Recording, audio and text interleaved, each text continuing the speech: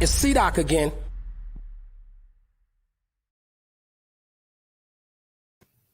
What's up? We got 15 out there watching this right now. I am so chuckified. The featuring part of the dynamic duo of Tuesday nights, 9:30 p.m. Eastern Standard Time from SpitSLAM Record Label Group. I am pleased to bring you a man who needs no introduction. His name is on the show. It's C-Doc again. So before we bring the man, the myth, the legend out, we need a little bit of intro music that you may or may not be familiar with. And that is not the one we were looking for, but I think you'll remember this one.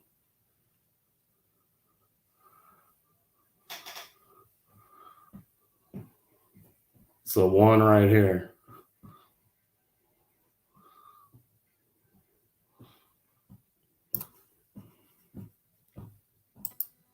And there he is, folks. And I hate to tell you this because I know you had it all set up, but I couldn't hear it. The music. You couldn't hear it? No. Oh man. That's the beauty of this live thing. You couldn't hear it? Not at all. Oh wow. I'm guessing it was Superman's Black in the Building. I'm just gonna It was guess. Superman's Black in the Building. I must have not shared screen. Well, guess what, folks? There was a lot of dead air there. Yeah. But as you can see, let me do this real quick, Doc, just so people can see you, because hey, it is C-Doc again. So, ladies and gentlemen, I give you C-Doc. Thank you, sir. Appreciate it. I appreciate your help in getting this up and running. So it's nice that we've been talking about this for about a year. Yeah, or so, maybe longer, and we finally have some semblance of a show. We do have some semblance of a show. We will get you some better lighting if we can get Chuck on that. Yeah, we'll do that. The actual Chuck D, not me. Yes, the other Chuck. No, I like your lighting. Actually, it's got more of a hip hop feel, where mine is clearly. I do a lot of LinkedIn. Yes, you do. Well, it's not bad. I've got the the screen glare in my glasses. So, but if nobody wants to look into my eyes, then we're good. Cool. It looks like we've got 9 people streaming out there, at least on YouTube, which is cool. I see DJ MROK is out there. Yeah. What up, Yusef from Black Medine? Mo Clark. Yeah. Thanks for joining. Yeah. It will take us a couple of shows to get our legs under us and where we're not feeling like we're fumbling around. So we appreciate your all's patience. But why don't you tell us a little bit about SpitSLAM, the label? How did this come to be? So for those who don't know, the SpitSLAM Record Label Group is it's a label started by Chuck D of Public Enemy. Of course, I'm sure most of you guys know that, but for those who don't, and this is lost track of how many labels he's had, his imprints or whatever. His first real quick history. His first was in the RAL system through Def Jam way back in the day, and it was called Pro Division, and they only put out 2 albums, and that was the 2 Terminator X solo records. So yeah, that was that. And then he had Rec League Records in the mid 90s, and that lasted for a hot minute. And then he started Slam Jams, and Slam Jams originally was through Sony, and then he took it out of the Sony system, and Slam Jams was one of, if not the first, because I don't quite remember, it was one of the first online MP3 record labels. And that's when I got involved. I signed on as an artist, and my group was the Impossibles. That it was all of Chuck's idea. The world's first virtual rap squad. We were making records using the internet, and so I got involved in Slam Jams. I started doing music videos for Slam Jams, and then he started Spit Digital, which was an aggregator and a label. And then when Spit Digital folded, right back in 2016, 2017, somewhere around then. He called me up and said, "Hey Doc, I got a new label," and he basically took Spit Digital and Slam Jams and made the SpitSLAM record label group. And I was like, "Oh, okay, cool," And then he said, "So yeah, do you want to run my label?" I said, "Well, what?" And he said, "Yeah, I need a president. Do you want to run the label?" And I said to him, "I've never run a record label before. I have no idea what the hell I'm doing." He goes, "That's all right. You don't really need to know what you're doing. It's all right. You'll figure it out." I'm like, "Oh, okay, great." So, how am I going to tell the man no? So that was it, and we started SpitSLAM. And the first release we put out was Afterburn by DJ Lord, and then Chuck's solo album, Celebration of Ignorance, was the second album that we put out, and then we've been kind of rocking and rolling and hip hopping ever since, and just trying to put out some interesting artists, including the gentleman that we're going to speak with later this evening here in a little bit, DJ MROK. So we'll get into that in a bit. So tell me a little bit about I think the thing about Chuck, at least for me, Chuck D, he's always seemed to be about, I don't know, 10 years ahead of the music industry. Oh yeah. Why do you think he was able to kind of foretell the whole MP3 thing? Like when I heard the history, when you and I have talked kind of, before, were you all on like dial-up modems when you all were like doing this, or was this like high-speed internet was actually starting to come to the forefront and all that good stuff? When we first started, like the first time I did anything like that, I did a song. So it goes back to, we'll take it back to the Public Enemy site, and there was a bulletin board, a chat board on it that we called the Enemy board. And so there were a bunch of PE fans on there. And this is 98, 99. So MP3s were a thing, but like, I don't think it wasn't quite Napster time yet, when we started doing this. So, but we were sharing MP3s and we were sharing mostly our own music that we were making.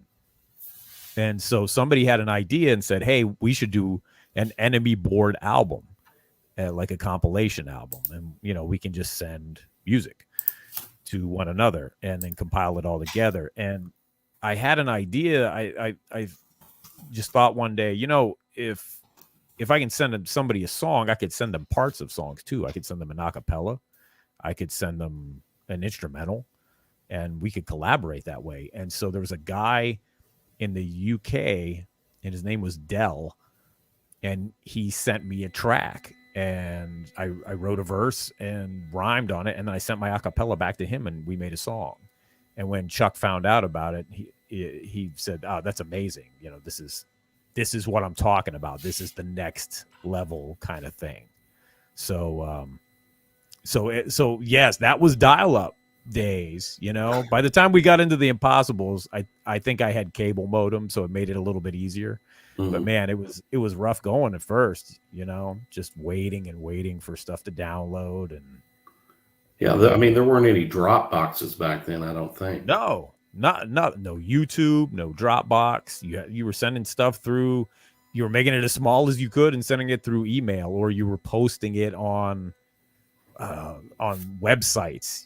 I made a website that gave you got like, I don't know, 100 megabytes of free storage space or something like that, so I could put MP3s up for people to download. It was an interesting time. But Chuck was always interested in that stuff, in that world. I mean, There's a Poison going on. The Public Enemy record from 1999 was the first album to be sold online. You could order it online. So he was always ahead of the game, trying trying to figure that stuff out and what was going to be next. Yeah. He definitely is someone who is way ahead of his time for sure. I'm going to try this again here. I'm going to add this to the stream, and unfortunately, we're going to see that. Let's see if we can do it this way. All right, let's see if we can hear this again. This is the thing this is kind of how I kind of met C-Doc. It's part of my story of how I come to know who C-Doc was. Let's see. Can you hear that?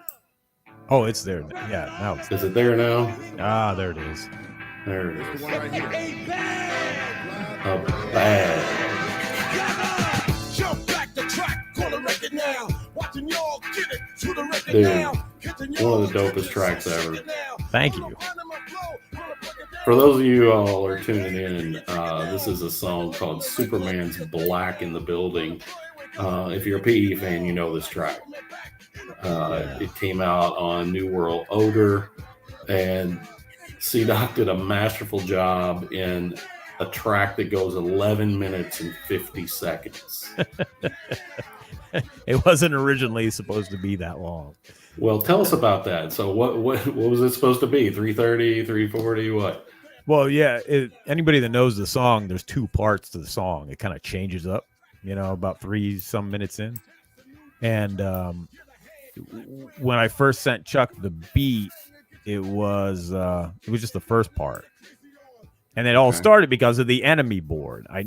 Chuck had put up that he was working on new music for new Public Enemy records. There were 2 he was working on. And so somebody on the Enemy board said, Chuck, you should, it would be great to hear have another song like Shut 'Em Down, something with, a lot of big drums and bass and all that. And so I thought, I'm going to make the next Shut 'Em Down. That's what that was my thought. Of course, Superman's Black in the Building sounds nothing like Shut 'Em Down. I was going to say, it's got a few more elements than Shut 'Em Down. It's not even close. It was just something that but when I got into it, I was like, this is kind of dope. And, I sent him a basic version. And so I sent him an email and I attached a MP3 to it. And I said, hey, made this track. If you want to use it, please feel free. And 20 minutes later, I got an email back and he's like, I'm writing to it now, Doc. And I was like, because at this point in time, I had only done remixes for PE. I had done 3, I think. I did Gotta Give the Peeps, Put It Up, and from the Poison re-release. I think that was it. I think I had just done those 3 remixes. The Gotta Give the Peeps remix got licensed for a TV show, so that kind of helped my producer profile, so to speak. Real quick, what up to Hype Style in the place to be? That's right. That's an Enemy board trooper from way back. So great to see him here. I've known Hype for 20 some years. Anyway, so the fact that Chuck was writing to it, by the way, and the originally he was writing Makes You Blind, which became a different song. So he was writing Makes You Blind to the Superman beat, but then he changed it, and then he's like, okay, I know what it's going to be. It's going to be Now. It was originally called Now, and then it was called Now Black Superman's Back or something like that, and then it just kept evolving, and eventually we settled on Superman's Black in the Building. So while I was working on it, I was just futzing around with the beat, and I did the change up, and I was like, oh wow, that's kind of interesting. And so I sent it to him and I said, hey, what do you think of this? Can we do something with this? And Chuck, to his credit, was just like, Doc, do whatever you want. You go for it. Whatever you want to do with the track, go for it. I was like, okay. And then it just got just totally out of control from there. I mean, I worked on this song. I was still working a job, I was delivering pizzas at the time. So, you know, I was doing that, and then I come home late and then go do music. And I do music and then wake up, do the music and stuff. But I worked on Superman's for 6 months, I think. Just trying to get the different elements in there. And then I went to New York, and we got the live players on it, you know, on the second part, and added some more elements to it. And then Chuck called me one day, and he's like, "Hey, I'm in Chicago." He goes, "How you want?" He goes, "I was thinking about getting Gene Barge to play on Superman." I was like, "Wait, you're gonna do what?" And he said, "Yeah, I was Gene Barge. I'm gonna meet up with Gene Barge. You want me to get him to play on Superman?" Like, asking my permission. I'm like, "What, are you kidding me? Come on, man! It's Gene Barge. It's Chess Records. Yes, you should get Gene Barge to be on the song." And so, you know, then they send me those parts, and you know, and I got a lot from Gene, so I had to kind of cut it down, and it just became this thing, man. And it was like, I think it was like 12 minutes, and then Chuck said, "Here, Chuck called me. He's like, I'm gonna teach you an old school Bomb Squad trick that we used to do." He said, "Mix the record, and then speed it up like a BPM or two." And he goes, and it gives it a little bit of lean, and a little bit of energy. I was like, "Oh, that's interesting." So we, wow. you know, still do that to this day for certain records. Wow, dropping Bomb Squad nuggets on you. Yeah, that's something, huh? A la Hank Shockley. Yep. So that's amazing. So and so, you know, the final version's like, when you speed it up like that, it's like 11 something minutes or whatever. But yeah, and New World Order was the first PE record I got to sequence. So it was those are crazy times, man. Crazy times. Oh, check this out. Jason Catalano. Oh, thank you, Jason. No, thank you, man. I appreciate that. And also, let's let Smoke 'em know. They thought that this was a PE channel, Channel Zero. You want to explain that a little bit? Well, it is. It is PE's channel, but it's also Chuck's Channel Zero, you know, super site, so to speak. It's his portal. So it's all things PE, Chuck D, and SpitSLAM. So you know, there's a lot coming through Channel Zero, and we're gonna have Chuck on the show. You know, we didn't want to have him on the first episode when we're messing things up and goofing around. Right. So he's probably sitting back watching this going, Jesus, they're going to have to work a little harder. What the hell are these guys doing? Yeah, if y'all want to get Chuck D on here, we're going to have to tell about 1,600,000 of your friends. Although I think Chuck would show up for 16 people. I really do. Oh, Chuck would. He totally would. He is, you know, after I got past the craziness that is even knowing Chuck D and receiving a text from Chuck D, which is a surreal experience. And that is surreal for me. And I can't imagine what it's like been for you. Like, he is the realest human being I believe I've met. Yeah. Yeah. I mean, it's super real. My kids, you know, they know his music, and but he's Uncle Chuck to them. And so, you know, and he's my partner now. So, and I've been working with him for 20 some years. And so it's just, you know, it's Chuck, but every once in a while there's those moments, like, especially at the live shows when I'm out at the concerts and he starts in to fight the power.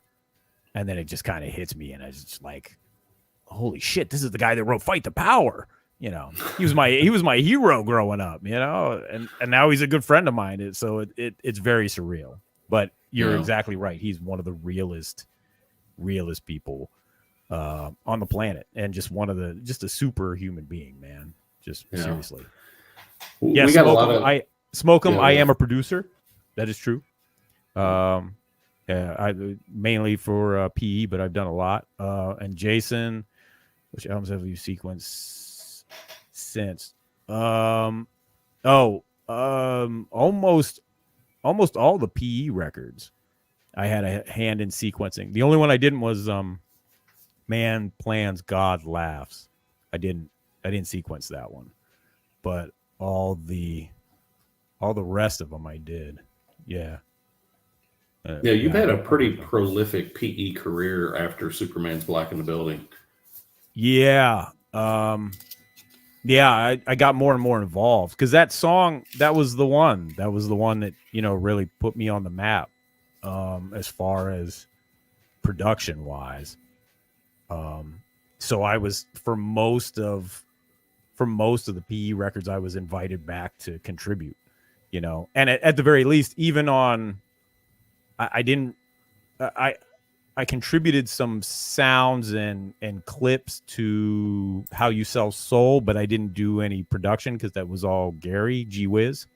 But they flew me out to Cali, and I went in the studio with Gary, and we sequenced the record together. So, you know, at least they had me work on it in that respect. Meaning, how did you? Jason. Meaning, how did you tackle the task? It's sequencing is interesting. It's a feeling sort of thing when you sequence a record. It's hard to explain. It's hard for me to explain anyway. You know, some things make sense. And for New World Order, for example, Chuck gave me 2 requests. He said it has to start with the song New World Order, and then it has to end with Superman's Black in the Building. The rest, he said, is up to you. And so then it was just kind of like, okay, well, Bring That Beat Back is the first single, so it's got to be up in the towards the front, you know. And so there's some logic behind that stuff, but then the rest of it's just kind of feel your way through it and see like, okay, this song should come next, this song should come next, you know, and you try to do the peaks and valleys, you know. Okay, we'll slow it down in the middle a little bit, and we'll bring it back up for the finale, you know. And that's, you know, you try anyway. So it's an interesting process and a very underrated process of record making. It's like it's an art, man. Like the sequence of a record is an art. I think I agree. It's an artistic piece. Now, speaking of art, you do a lot of the like the inserts and album covers and whatnot. So are you a graphic designer as well? Yeah, I've never like officially, but I am. It's not something. It's something I do because I got to do it. But I enjoy it because I really like album art. You know, I grew up with that. I grew up with, you know, putting on a record and sitting there and looking at the cover art and reading liner notes and things like that. So that stuff is important to me, and I'm trying to always get better at that, you know, and up the game, just because I think that the music should be presented visually, you know, as that's just as important as the audio portion, you know, the presentation. No. And you've done quite a few PE videos too, right? Yeah, I've done a lot of videos. I can remember you telling me, you're like, I can't talk. I'm flying out to the Bernie Sanders rally in California to shoot footage for a PE video. Yeah, a lot of videos since 2005. So that's New World Order was the first album I did videos for, and I've done all of them except for maybe 2 or 3, I think. And yes, Jason, I totally had Fear of a Black Planet in mind. That's why Incident, the return to 66.6 was there, because Make Love Fuck War felt like Terror Dome. It was the New World Order's Terror Dome.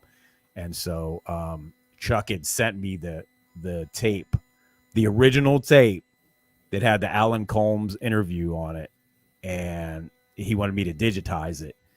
And I was just like, oh man, I should, you know, I could grab snippets of this and, you know, put a new beat on it and do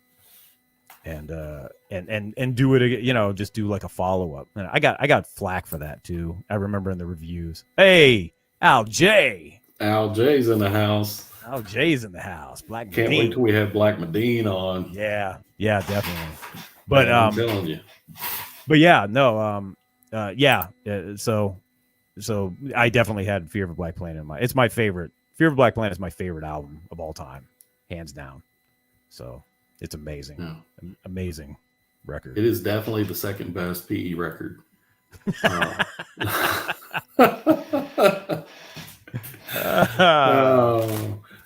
No, I mean it absolutely. I think it's that and Nation. Well, people have their preferences, man. Yeah, you know, and I'm not. I can't say albums. Yeah, you know, you can't. Well, I'm gonna say you're wrong because you're not. So right. But my personal favorite is Fear of a Black Planet. I love Nations. You know, I love Music and Our Message. I have a weird relationship, strange obsession with that record.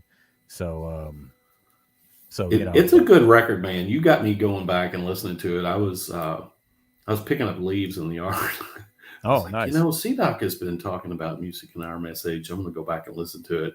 Yeah. Definitely is a strong record, man. It is. It got a lot of, you know, it again, it was ahead of its time because it dropped in the middle when rap was changing and people were just not ready for what it was. Yeah. And yeah, it's an amazing album. So. Well, I'm hoping everybody's enjoying the effort here tonight. As you can tell, we're a little nervous, but we're getting there. We're getting there. I really want to tell all the stories in one night, and I know we can't do that.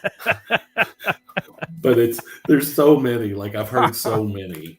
But I did want to. Real quick, Smokem said his fave is their first one. Yo Bum Rush the Show. Good call. Oh yeah. See.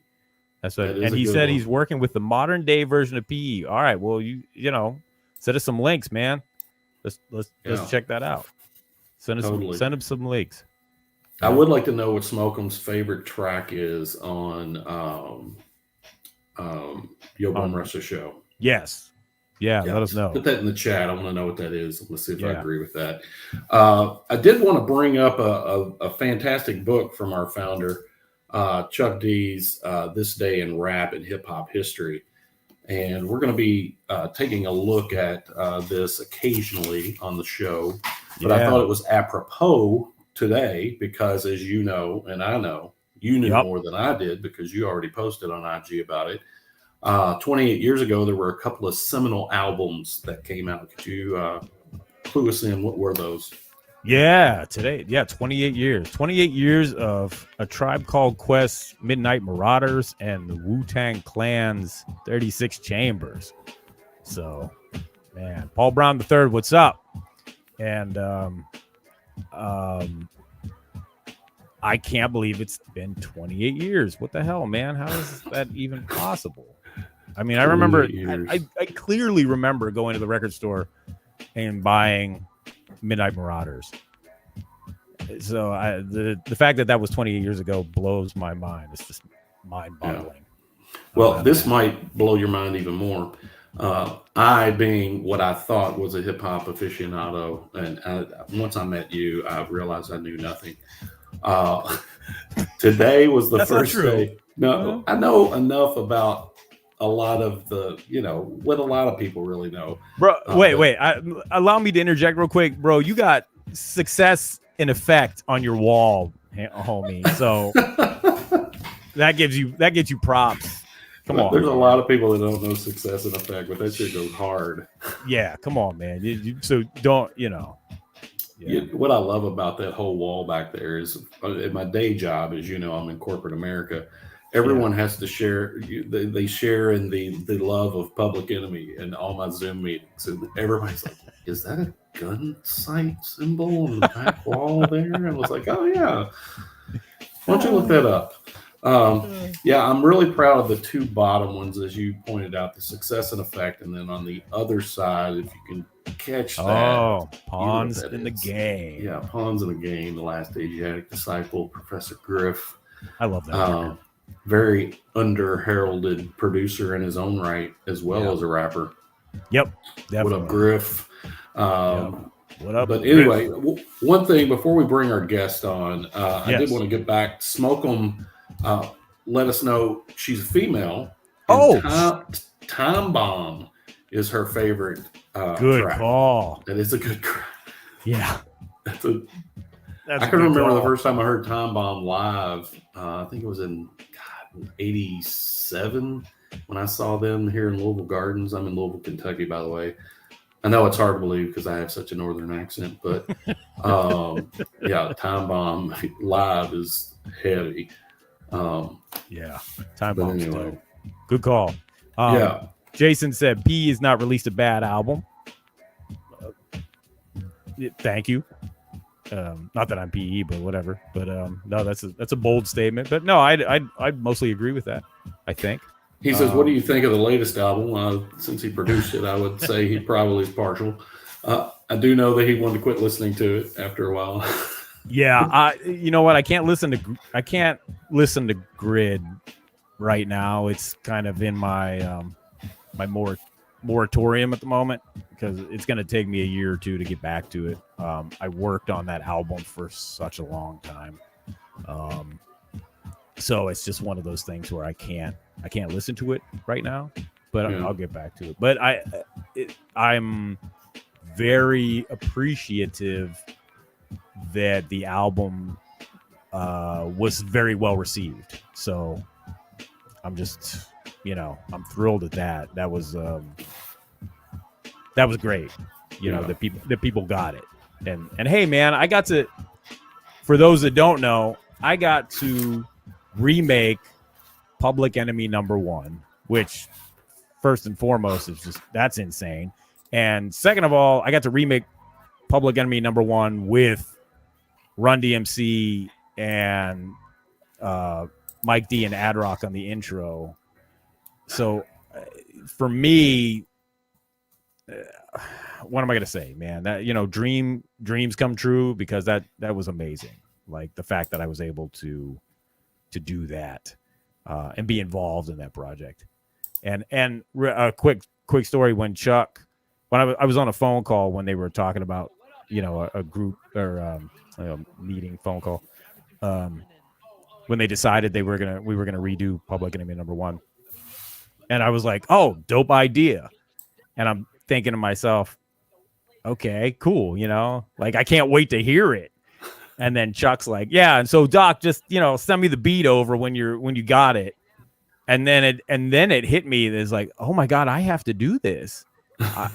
He wants me to do this. And I was like, and I just kind of was like, oh, okay, yeah, sure. Okay, got you, bro. And then in my mind, I'm just like, oh my, it's just kind of like, Yeah. So. Yeah, no pressure, Doc. Yeah, no pressure at all. Yeah, Jason, I produced about half a Grid, including the title track and P #1 and then I oversaw the rest of the album putting it together. So that was a who's who of featuring on a couple of those tracks. Yes. Yeah. Nas, That was the other one. I got to Black Thought. That was it. Man, that was the other one. I got to do Grid with Cypress Hill and George Clinton. So and shoot the video, and shoot the video and direct the live performance when they were on the Colbert Show. So, yeah. Wow. Crazy. I mean, dude, Yeah. I just I know. You had such great stories. You should write a book. Everybody needs to let Doc know he needs to write a book. There's a tell-all book of his whole life after he met Chuck D. No, I'm kidding. Oh, Smoke 'em. So her first live show was in London, the Hammersmith Odeon. Wow. The show, literally the show that is on the Countdown to Armageddon on Takes a Nation. Oh wow, really? On Nation? Yes, that's where they got that from. Oh my God. Hammersmith Odeon with a fresh start to the week. Really? Let me hear you make some noise for Public Enemy. Public Enemy. That's incredible. Yeah, we gotta hear that real incredible. quick. That's fantastic. Yeah, you got. Shout yeah, out you to got Smoke that, 'em. right? Yeah, that's awesome. Smoke 'em's gonna go back in time right now. Smithsonian, are you ready for the Def Jam tour? Whoa. Let me hear you make some noise! In concert for BBC television Oh my tonight, our God, first start dude. to the week. Let me hear you make some noise for Public Enemy! Back in the days where we could actually go to shows. Yo, man, do you remember? You remember the first time you heard that? Oh Like yeah, the first time you absolutely. I know where I was. Yeah, absolutely. Oh, Yeah, man. I would bring a tape home and lay on my bed. I close the door. I'd wait till my parents were, at work. And I just, what I loved about Public Enemy is you had every damn lyric. So it was Yes. like, you let it roll out. It was like 20 pages. And I would Yeah. just sit there. And luckily, I didn't have the eyesight I have now, but I could actually read it. And I would Yeah. just pour over it for hours and hours and hours. And it just, this album just blew my mind. Absolutely blew my mind. Yep. But anyway. Yep. I got it. I got it Christmas Day. Oh, did you really? Yeah, Christmas Day '88, and yeah, it was. And I mean, with like 6 other classic rap albums, but that was the first one that went in the deck. So, Oh, that's fantastic. Yep. I'm pretty sure I got this right when it came out. That's when music came out on Tuesdays. Yep. Which, Yeah. I thought was always interesting. But yeah. And then I got it several more times in Columbia House and BMG, for Right. 12 for a penny, and then you resell them and the whole thing. Right. I had a whole mixtape thing going out, but not really mixtapes, the actual tapes. Yeah, yes, the good old days. Yeah, exactly. Yeah. Well, what do you think about maybe bringing on our special guest here? It's time to bring on some SpitSLAM artists. Yep, I think it's about time, since that's the point of the show. But he's been patiently waiting for us. So I see him in the green room here, and he's like holding up his Midnight Marauders albums, or whatever. Nobody can see him. Yeah, man. Yeah. We want you want a little track music for him? Yeah. You got it? You need me to hook it up? No, why don't you hook it up there? All right. Yeah. No. So I want to preface this with my dude Flatline from Rap Station hit me up one day and said, "Yo, you've got to hear this album by this dude, because he's got these great instrumentals." One of my other responsibilities with the label and with Rap Station is that I oversee the instrumental station on the Rap Station network. And so he's like, I got a record that you need to add to the instrumental station. And so he sent me this instrumental album by DJ MROK. And I was like, who is this guy? And Flatline was like, yo, he's super cool. And, you gotta put this up. I'm like, I went, and then I immediately went to his Bandcamp and bought his tape or whatever, and then he, very gratefully sent me 2 tapes. And so then I remember talking to him, and I hit him up, and I'm like, okay, so this guy needs to be on SpitSLAM, and because he does the kind of music that I want to put out. And he was very receptive and got very excited. And so we signed, we brought him in, and he's been working with us for a while now. And so, ladies and gentlemen, I would like to introduce to you DJ MROK out of Chicago. Yo, what's up, everybody? What's going on? Oh, Flatline's in the building too. What's up, MROK? How you doing, bud? I'm good, man. I'm good. Salute for this. Yeah. Yep. And then shout out to the classics released today. Yeah. You got man. Yeah. You got that one in plastic, don't you? I do, man. I've got the Wu-Tang in plastic still. I've got that on NFT. I've got an NFT of that. What you have here No. with large professor. I'm gonna put that on hold. I was about to play your music because I blew it. So I'll get better at the cues, the music cues. So It's all good, bro. Hey, real quick, I'm gonna answer Jason's question. Jason's got great questions tonight. So did you work on P's second grade sets? Yeah, the Bring the Noise with the DVDs. I did. In fact, I did that whole damn thing. So not all the music, but I put the whole thing together. Yes, I worked. That was a lot of work, but it was cool. And what do I think of music? Yeah, I love that record. It's very underrated. Serious Biz, what's up? And Vinyl's making a comeback. Yes, Smoke 'em. Vinyl is, yes, a big comeback. And real quick, speaking of Vinyl, another label that I am involved with, we called Slamboyant, no relation to SpitSLAM. We just put out the latest Jungle Brothers album, Keep It Jungle, and a new Double D and Steinsky record for all the heads. And EP, and both of them are dope, and you get them at the Slamboyant Bandcamp page. But that Jungle Brothers is really dope. I'm really honored to be working with those guys to get that record out. But we're not here to talk about that. We're here to talk to DJ MROK. So what's up, fellas? I love that Jungle Brothers album, by the way, and I feel like when that came out, it went way under the radar. So I'm glad it's getting some love because it deserves it. Yeah, man, it was. I think just because it was one of those things where they self-released it, and put it out into the world. I know Flatline was the one that hit me to it. He let me know because the single dropped, and he said, "Oh yeah, we're playing this on Rap Station." So he was the one that let me know, and then it was just like, "Oh snap, this is dope," And eventually, I was talking to my dude Chris Nab, who's my partner in Slamboyant, and he said he's a big Jungle Brothers fan, JB's fan, and he's like, I didn't even know they had an album. I'm like, you need to check it out because it's bad. Yep. So, yep. Smoke 'em knows Double D and Steinsky. It's dope too. Smoke 'em. We're gonna have Smoke 'em on the show. Smoke 'em. Yeah, she needs to come on. Seriously, pulling out Time Bomb and everything else. Yep. Yeah, it's dope. It's the Craps Game EP or whatever. You can check it out on their Bandcamp page. So, and yeah, Keep It Jungle. Yeah, Jason. Yep. It's good stuff.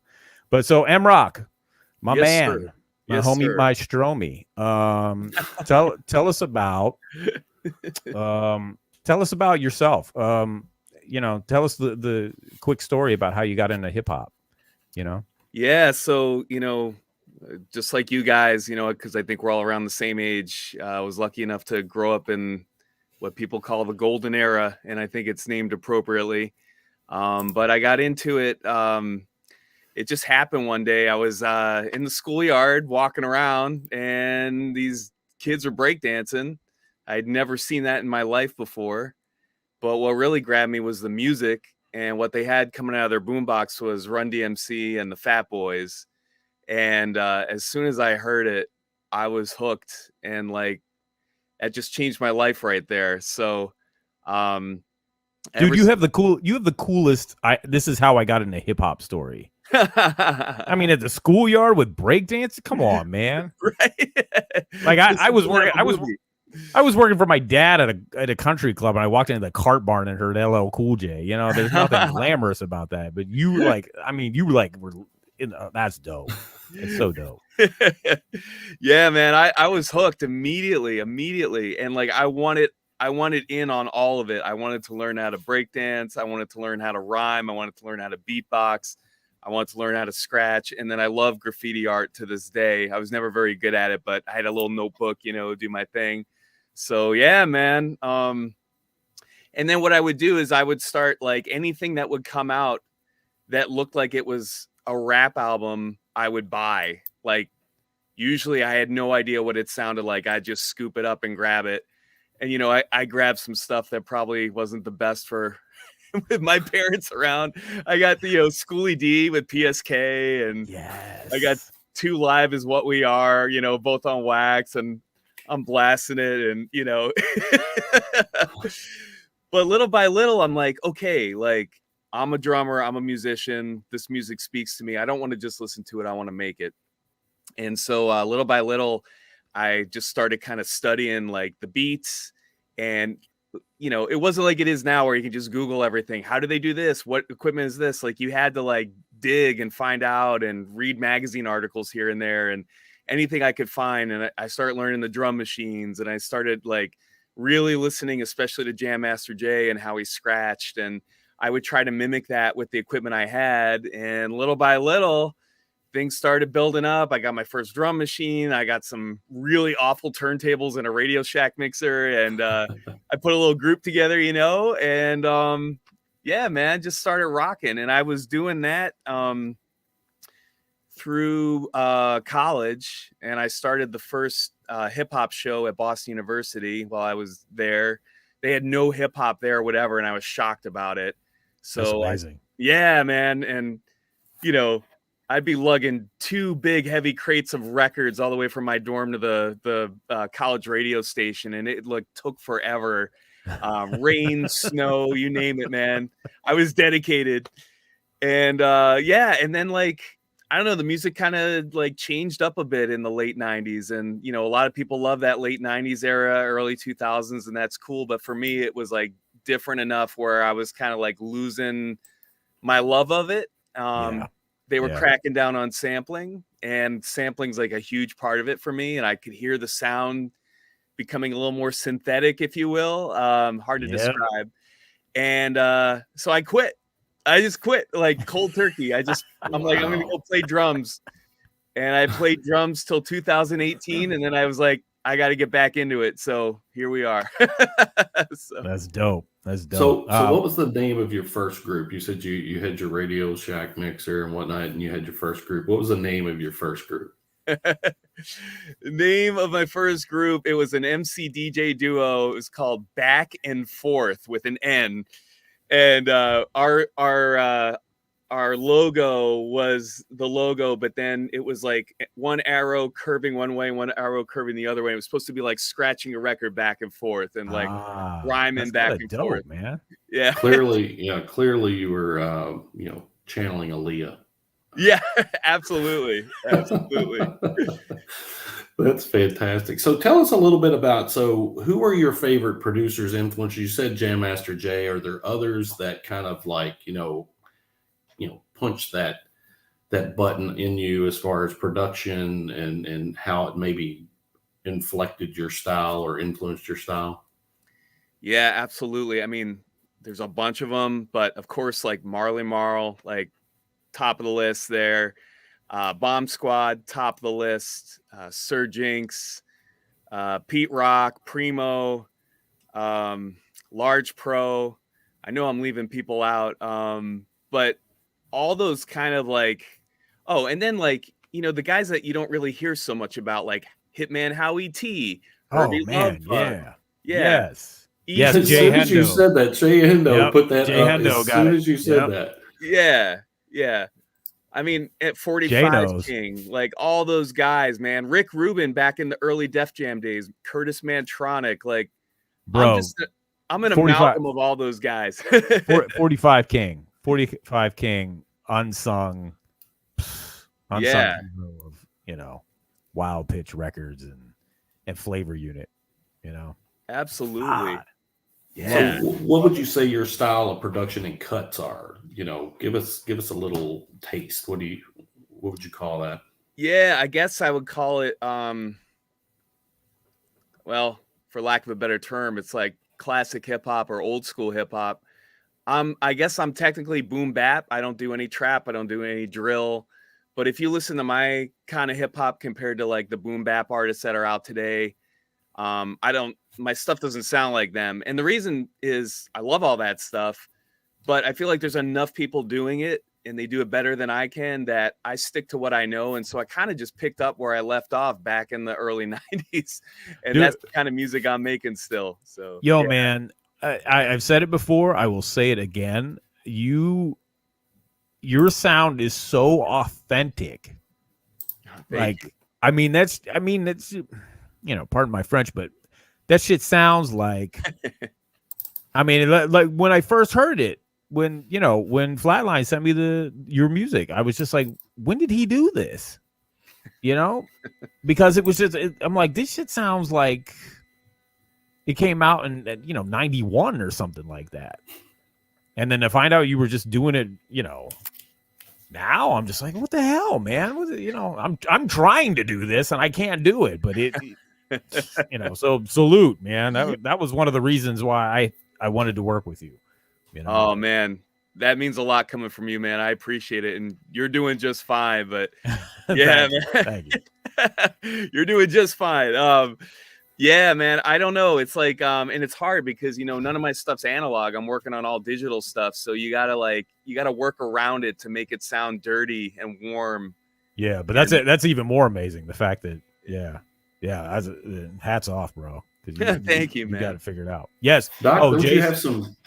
Real Go quick, ahead. I want to mention in the chat, Jason, Beastie Boys. Yes, they are very underrated as far as production goes because they did some amazing records on their own. Oh yeah, post Paul's Boutique, Davey D. true. Shout out to Davey D. yeah, man. I love Davey D, and Davey made some incredible records, and I've gotten to work with Davey D because he plays bass for PE Live, and I've got Davey's such a cool dude. That's dope, man. Yeah, I didn't know. exactly. I didn't know until recently that he produced some stuff on the Run DMC album, Tougher Than Leather. Yeah, man, Ooh. that's my favorite Run DMC record. Yeah, dude, and Yeah. that's like not the most popular opinion, but I love that one too. Like when that came out, I remember loving it. A lot of my friends weren't feeling it, but I'm like, are you kidding me? You got Run's House, you got Beats to the Rhyme, you got Mary Mary. Like these are all Radio bangers. station. Radio station. Yeah. And Tougher Yo, Than man. Leather. I mean, the title track song? is Oh, yeah. hard, dude. It's Yep. so hard. Yeah, man. Yep. But yeah, he's awesome. And then shout out to Larry Smith, rest in peace. Another Yeah. amazing Run DMC producer, and Houdini. Yep. But- And Houdini. Yep. Yeah, great guys. Yeah, exactly. Yeah. So Doc, don't you I have something queued up here for MROK as far as one of the latest remixes he did for a SpitSLAM group? yeah, I do. Let's check that out. Yeah. MROK, and then we can talk about you getting to work with this group that is also a favorite of mine. Yes. This is DJ Grand Wizard, Grand Imperial, Grand of them all, DJ Prince Paul, brand new Stetson Sonics. Some of y'all waiting on detox. Y'all thought Wise was a beatbox. Y'all thought we broke up. But now y'all giving up. Click clack, snitch back. Call that what you want, but it's just rap.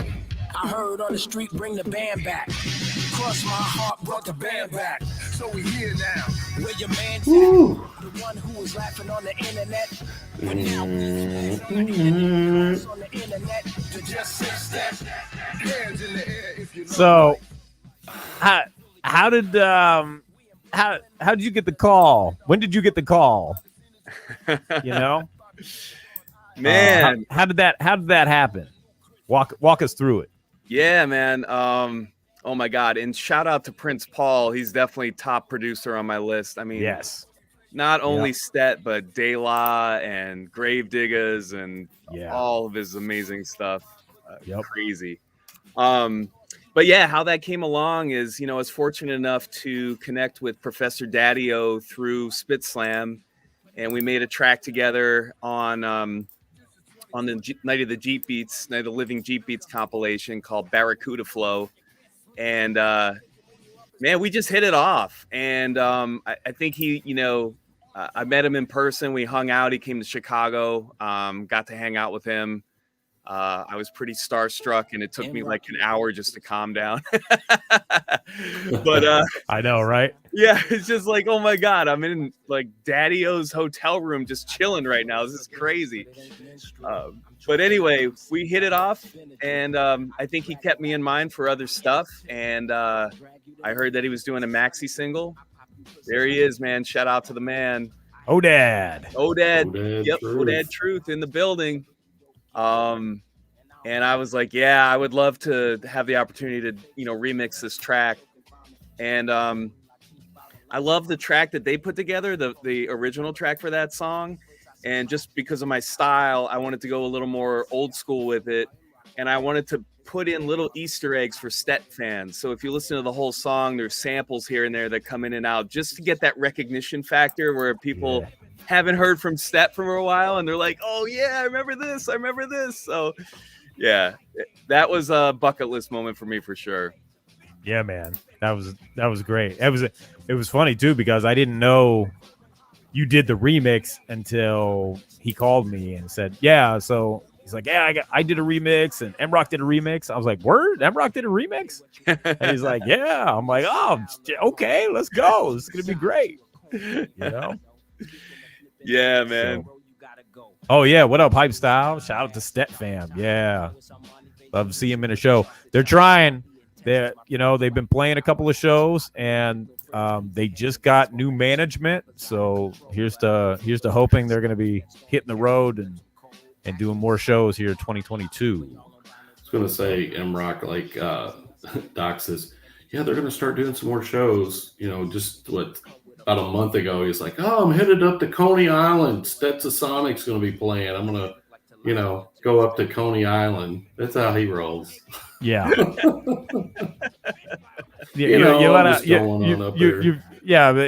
Left out the part where I had to drive to Coney Island. So. Yeah. I'd rather drive these days than I would fly, I'll be honest. Oh, that's yeah. true. Yeah. Yeah, it's crazy. That's funny. So what's your latest release from SpitSLAM here with MROK? I would say it's probably that Stetsasonic single, actually. And then before that, it's a full album. It's compilation. There it is. Yeah. Boom, man, you are on the money. Night of the Living Jeep Beats. It's a label compilation, very much in the vein of Marley Marl and Control, or of course the legendary Terminator X Valley of the Jeep Beats with 2 E's. And yeah, it was awesome because I got to work with the full roster of SpitSLAM MCs. Shout out SpitSLAM. Yeah, man. Shout out so many, fam. Yeah, dude. So many talented people. And then even got to do a vocal track with S1W James Bomb. That was crazy. Oh, yeah. Yeah. S1W James Bomb has a spoken word album on the label. He's working on a follow-up too. He does spoken word stuff.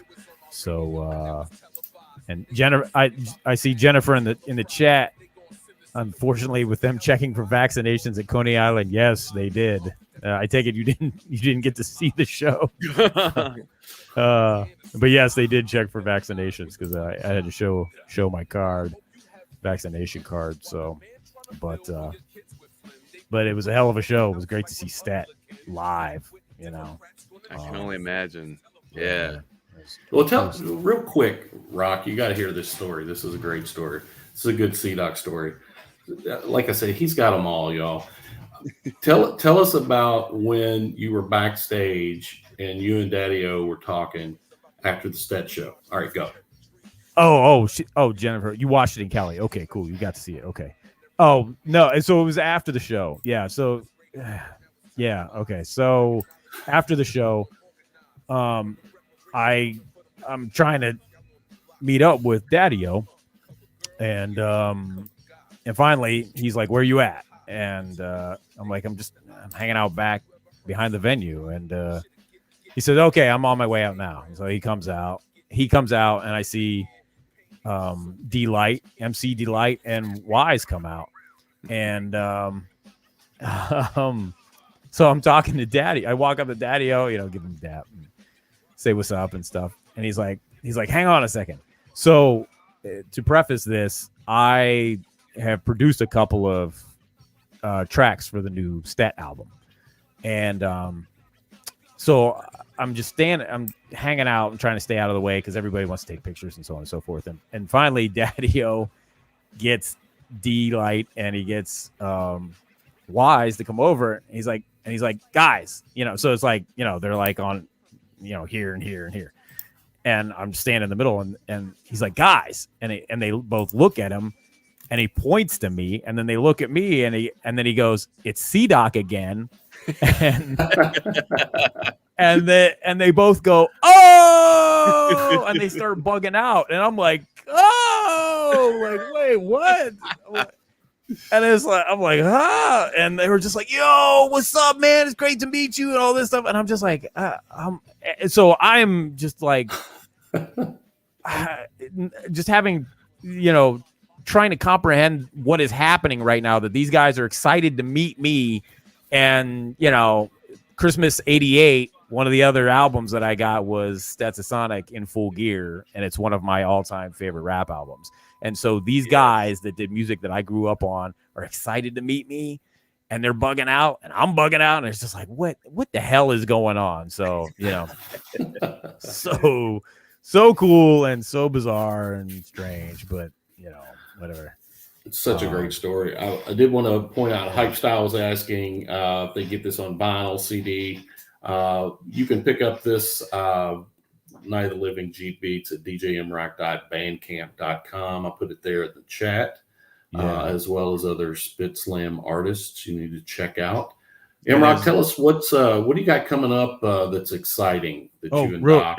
Real quick, may I say, there's I believe on Hype, if you want the CD, I think there's a link on the Bandcamp pages to the SpitSLAM CD shop or whatever, so you can get all that stuff there. You can get the CDs if you want to. You want to roll old school like that, because we roll old school like that.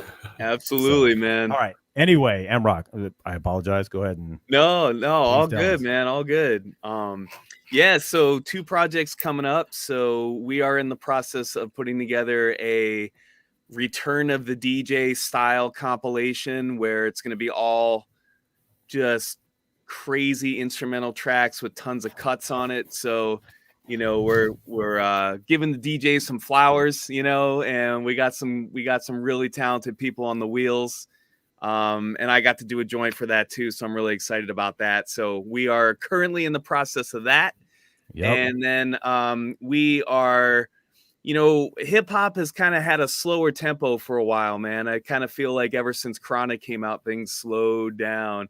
And that's cool. I like to roll slow, but I also miss the days where I used to get hype. And we're going to be doing an up-tempo compilation on SpitSLAM, all fast joints with rapid-fire lyrics. And, if you like Follow the Leader or Wrath of Cain or Poison by Cool G Rap, you're going to love this CD. And there's going to be some special guests on it. I'll just leave it there. Yeah, man. I remember when you pitched that record to me, and you were like, "Hey, do you want to put this?" I'm like, "Hell yes! Come on, son.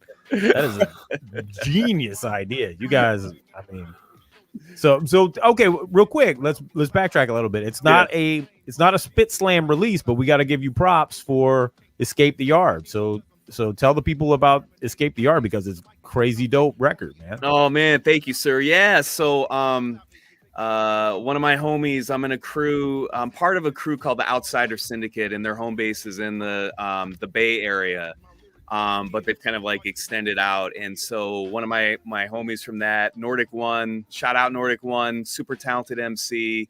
We collabed on this, and he reached out and he's like, yo, we're gonna have Elda Sensei on every single song, and I want the whole album to be graffiti themed. So we're just going to celebrate graph culture. And I'm like, that sounds great, because those guys don't get enough respect.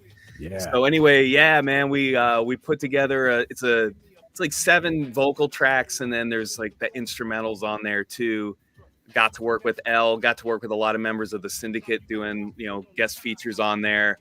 And what was cool is the Nordic One's like, all right, when you're sending beats to L, he wants like, East Coast sounding beats. And I'm like, dude, that's no problem, man. Like, I got him.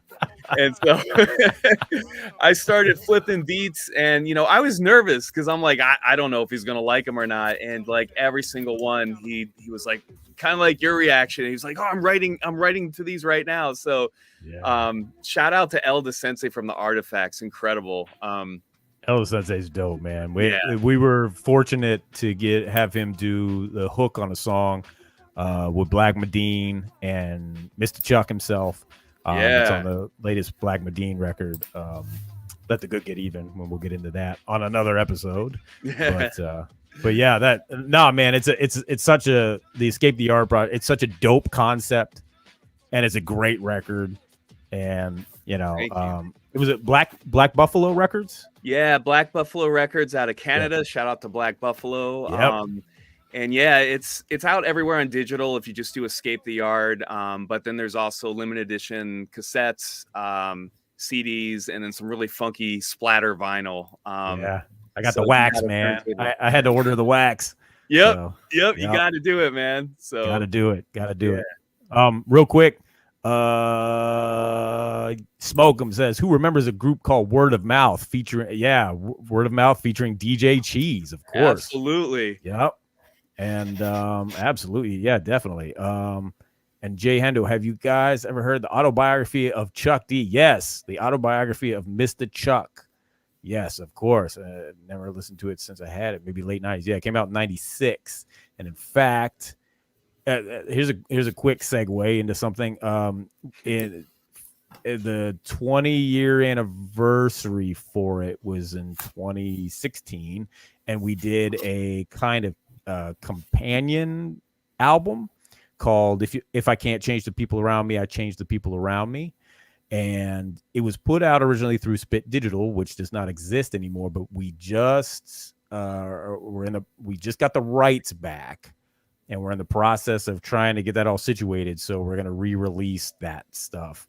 So some of those mid-20-teen Chuck D records, we're going to get them re-released and stuff. Yeah, I love the single. Yeah, I did too. No, yeah, great song. So there's that. But anyway, yeah, Autobiography is a great record. Different kind of sound for Chuck, more soul and funk, but dope record. So MROK.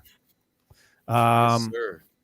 Yeah. So and you got what else? What else do you have coming up? Because you been doing some remixes too. Yeah, man, I've been doing some remixes once again with Daddy-O. I put out a remix with Rusty Jux called Gods and the Dope Fiends. And then I put a remix out with a really talented female MC called Indigo Phoenix. Shout out Indigo Phoenix. Called Gun Store Movie. And that was a lot of fun. And those were both from his album Goat Antidote. Right? Yes, which you produced, my friend. yeah. Not those songs. I worked on, but I did work on that record. Yeah.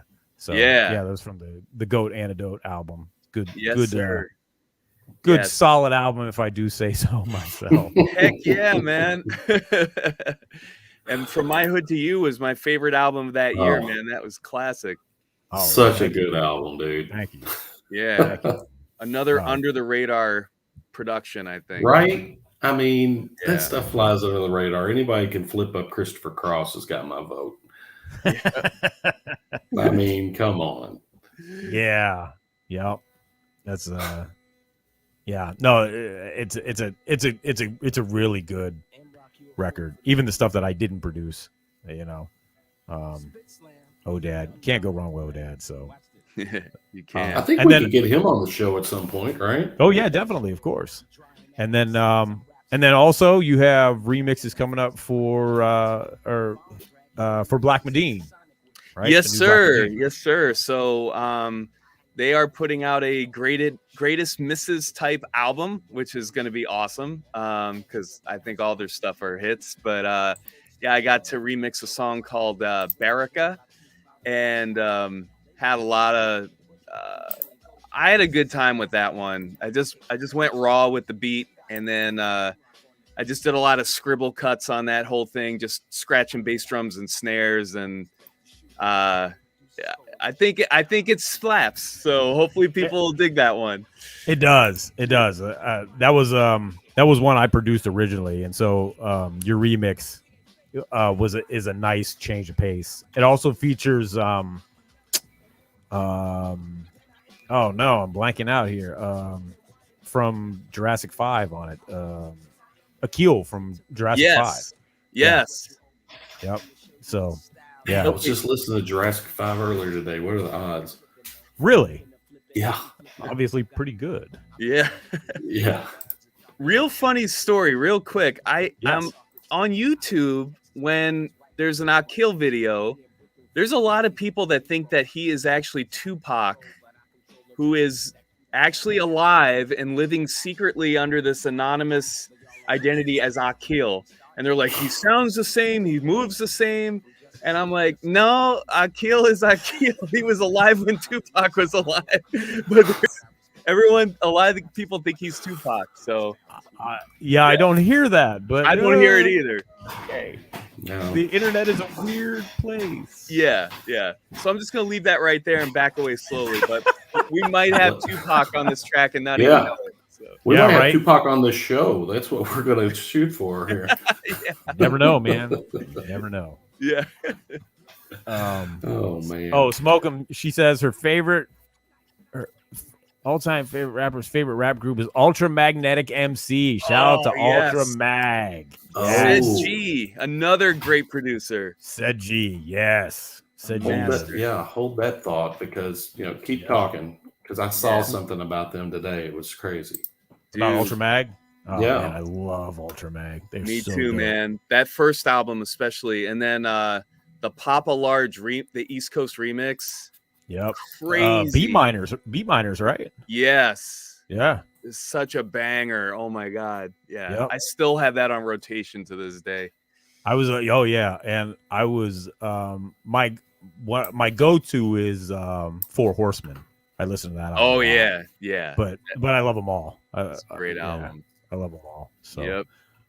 Jason wants to know what I did on Beats and Places. I did a couple of songs on there. What did I do on there? Chuck, help me out. What did I do on Beats and Places? I did Electric Slave. I actually did that with Griff. Co-produced that with Griff. Oh, Who's Your Hero? Who's your hero? Yep. And something else I think I did on there. I rhyme on that album. Whoa. Believe it or not. Yeah. Yeah, On we're going to have to have the Impossibles on here. pretty Heck soon. yeah. I rhyme on the Air Conditioning Revisited. So, but yeah. So but and then I sequenced the record. Yeah, Beats and Places was that was interesting record. Beats and Places, for those who don't know, at the time, PE was trying to do Ultramagnetic major announcement coming from us. Yeah. Ooh. Nice. That was yesterday. Oh, okay. So who knows? Word up. Yeah. That's cool. Beats and Places was or at the time we did New World Order, PE was doing Chuck was trying to do two albums. That one, New World Order, and How You Sell Soul to Soulless People Who Sold Their Soul. And the leftover songs ended up becoming Beats and Places with some new stuff thrown in. Oh wow. Yeah. So that's where that record came from. So there you go. Jason also says Revolverlution needs a shout. Yeah, Revolverlution. That was That was a great album. that's where I got my start. So remixing, gotta give the peeps. I got to say, we've had a very engaged crowd tonight. I appreciate that. Yeah, that's dope, man. Shout out to everyone who's watching and spending some time with us. True heads, no True doubt. heads represent. We do it for the true heads, not for, the fame. We do it for the true heads. Yeah, it's not for the paparazzi. It's not at all. Not for TMZ over here. Oh yeah, Vidiot. Yeah, Jason. Yeah, I did Vidiot too. I haven't heard that record forever. Jeez. Oh wow, yeah, that's from the annals. Yeah, man. So, MROK, I had a question for you, and I just remembered. What was the first joint you produced? Would it be in terms of like someone who's well known or just like No, just like the first beat you made. You remember? Like the first joint, you were like, you made a song. What was the first song you made? Do you remember? Yeah, so it was when I was a teenager in Back and Forth, and it was called "You Got an Attitude."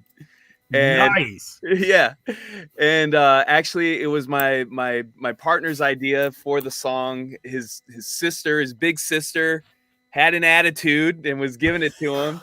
And as she's leaving, he goes, "You got an attitude," and we're all like, "What?" And he's like, "Oh, we should make a song out of that." So we actually cut "You Got an Attitude." We did a demo with "My Girl" by the Temptations turned into a hip hop song. Wow. And yeah, and then another song called "The Diplomat's a Rap." I still don't even know what that means, but That's a dope title, though. yeah, with "The Diplomat's a Rap." We flew out to New York and we cut a demo in Manhattan, and we shopped it around, and we got turned down by all the labels that we loved and looked up to. And that was the end of Back and Forth. Wow, you guys, hey, you put in the work though. Yeah, Work. So we definitely did, man. But yeah, just real quick, and I know it's a shameless plug, but I'm gonna do it anyway. So no, do it. I'm back with a hip hop duo that I'm very, very proud of. It's called Double Barrel, and shout out to my man Hub City. He's the MC. I'm the DJ / producer. And we're just trying to bring back that DJ MC combo that just seems to kind of be more scarce nowadays. So we got a new album coming out December 3rd. It's like Back and Forth, but different. Nah, I love Double Barrel, so I can't wait to hear the new record, man. Yeah, man. Thank you, sir. And we dove into some subgenres of hip hop. So we have an electro track on there if you're a b-boy, and we have a hip house track on there if you like Girl I'll House You and stuff like that. So, I love that stuff, man. Yeah. That's fantastic. I love that stuff. I did a house track maybe about 10 years ago, just because I was like, it's just goofy, but yeah, no, that's great, man. The hip house shit, got to bring that back. Yeah, so, I can't wait. Doc's just wanting a reason to get his parachute pants out again. In his checkered Vans. Yo, man, I was wearing them shits before Hammer made them popular. So that's right, man. Yep. He copied you, man. Yeah, exactly. Well, probably not, but yeah. But anyway.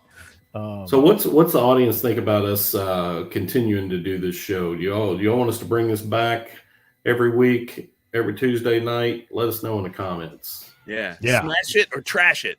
Yeah, smash it or trash it. That's Word right. up. Oh, hey. Yeah. I know what I was gonna ask you. I'm such a great host. So you got wait, hang on. I'm gonna cue this up because you got a joint called Everybody in the Place. It's a remix. Yes. I'm proud of this one. It's the good people with large professors. Word up, we about to get it on like this. I try to bang out new, but snap it back like an adjustable hat to that familiar attack of the real tracks and rhymes, not raps. Not the mumbling traps made, falling in the pit of the illegit and the downgrades. And everybody likes something, but too many people making music like frontin'. That means majority rules, meaning it's marketed to billions of consumer buffoons, and that's you. If you feel a bad way about it, your perception of the credible. Flatline says it's his favorite MROK remix. Nice. Wow. Now, shout out to Flatline. Now, you just recently got to see Large Pro in person. Yes. And did you talk to him about this? Does he know about this? Okay. Yeah. I did, man, and I nerded out. I brought my S2400 with me and had him autograph it while I talked to him about this remix. That's awesome. That's so great. I'm so jealous. I was like the only one, other people had like CDs, and I come on with a giant sampler, and I'm like, would you sign this for me, Large Professor? Would you sign my large sampler, Large Professor? Oh, props. Yeah, props, that was dope. But yeah, we talked about this, and he's like, "Oh yeah." He's like, "That's a dope jam. I like that one." And shout out to the good people because they made that opportunity possible to remix that, and M-Ski, and they're really dope. But I like the lyrics of the song. I like what it's about because it's kind of talking about like the essence of hip hop and where it's going. And it has Large Pro on it, so it's like chocolate and peanut butter coming together. What more could you want, right? Yo, man, you can't go wrong with Large Pro. Large Pro is one of my favorites. Yeah, ever. Mine too. You want to talk about being starstruck? I was at an event with Chuck once, and Large Pro was there, and Marcus was with me. Rest in peace, Marcus J. And I was like, "Oh shit, there's Large Pro." And Marcus is like, "Go say what up." I'm like, "No, I can't." And I'm just like, "What am I gonna say?" He's like, "Just go say hi." And I'm just like, I can't. And I didn't. And I'm like, and mind you, at the same event, Marcus and I got our picture taken with Quincy Jones, but I couldn't go fucking talk to Large Professor. Oh wow. So there you go. Oh man. Yeah, Goofy I don't know why ass we turn into like 8-year-old children when we're around these musicians. Oh, come on. I know. Yeah. Because man, it was so dope. They made soundtrack. Everybody knows soundtrack of our lives. Absolutely. You know? I mean, that's why I acted like a little kid when I met C-Doc up in Northern Kentucky. The Enemy 20-year reunion. I told you all that story last night when we were working on the show. Yep. It pays to read liner notes, and here I am co-hosting the show with my idol. I am not your idol. I hope you have a better number idol. Two. Chuck D is my idol, and then you're right there. I mean, you're almost. If you were just man, Chuck D, you would be number one, Cedar. I know. Chuck D is singular, the one and only Mr. Chuck. Yeah. Yes, sir. I only get a tattoo for PE. I haven't got a C-Doc tat yet, but please don't. Please don't. I might. Don't do that. You need it. It's C-Doc again, right on your back. Like, I should. Yeah. Actually, that'd be fantastic. Were any of you guys at the Hip Hop Week Festival in August in New York City? Oh no, I missed that. I was there the week after because I went up to see Stet the week after because I had already kind of planned that. But that looked amazing. Yeah, that did. Hip Hop Week in New York, jeez, that was crazy. Stet played that too.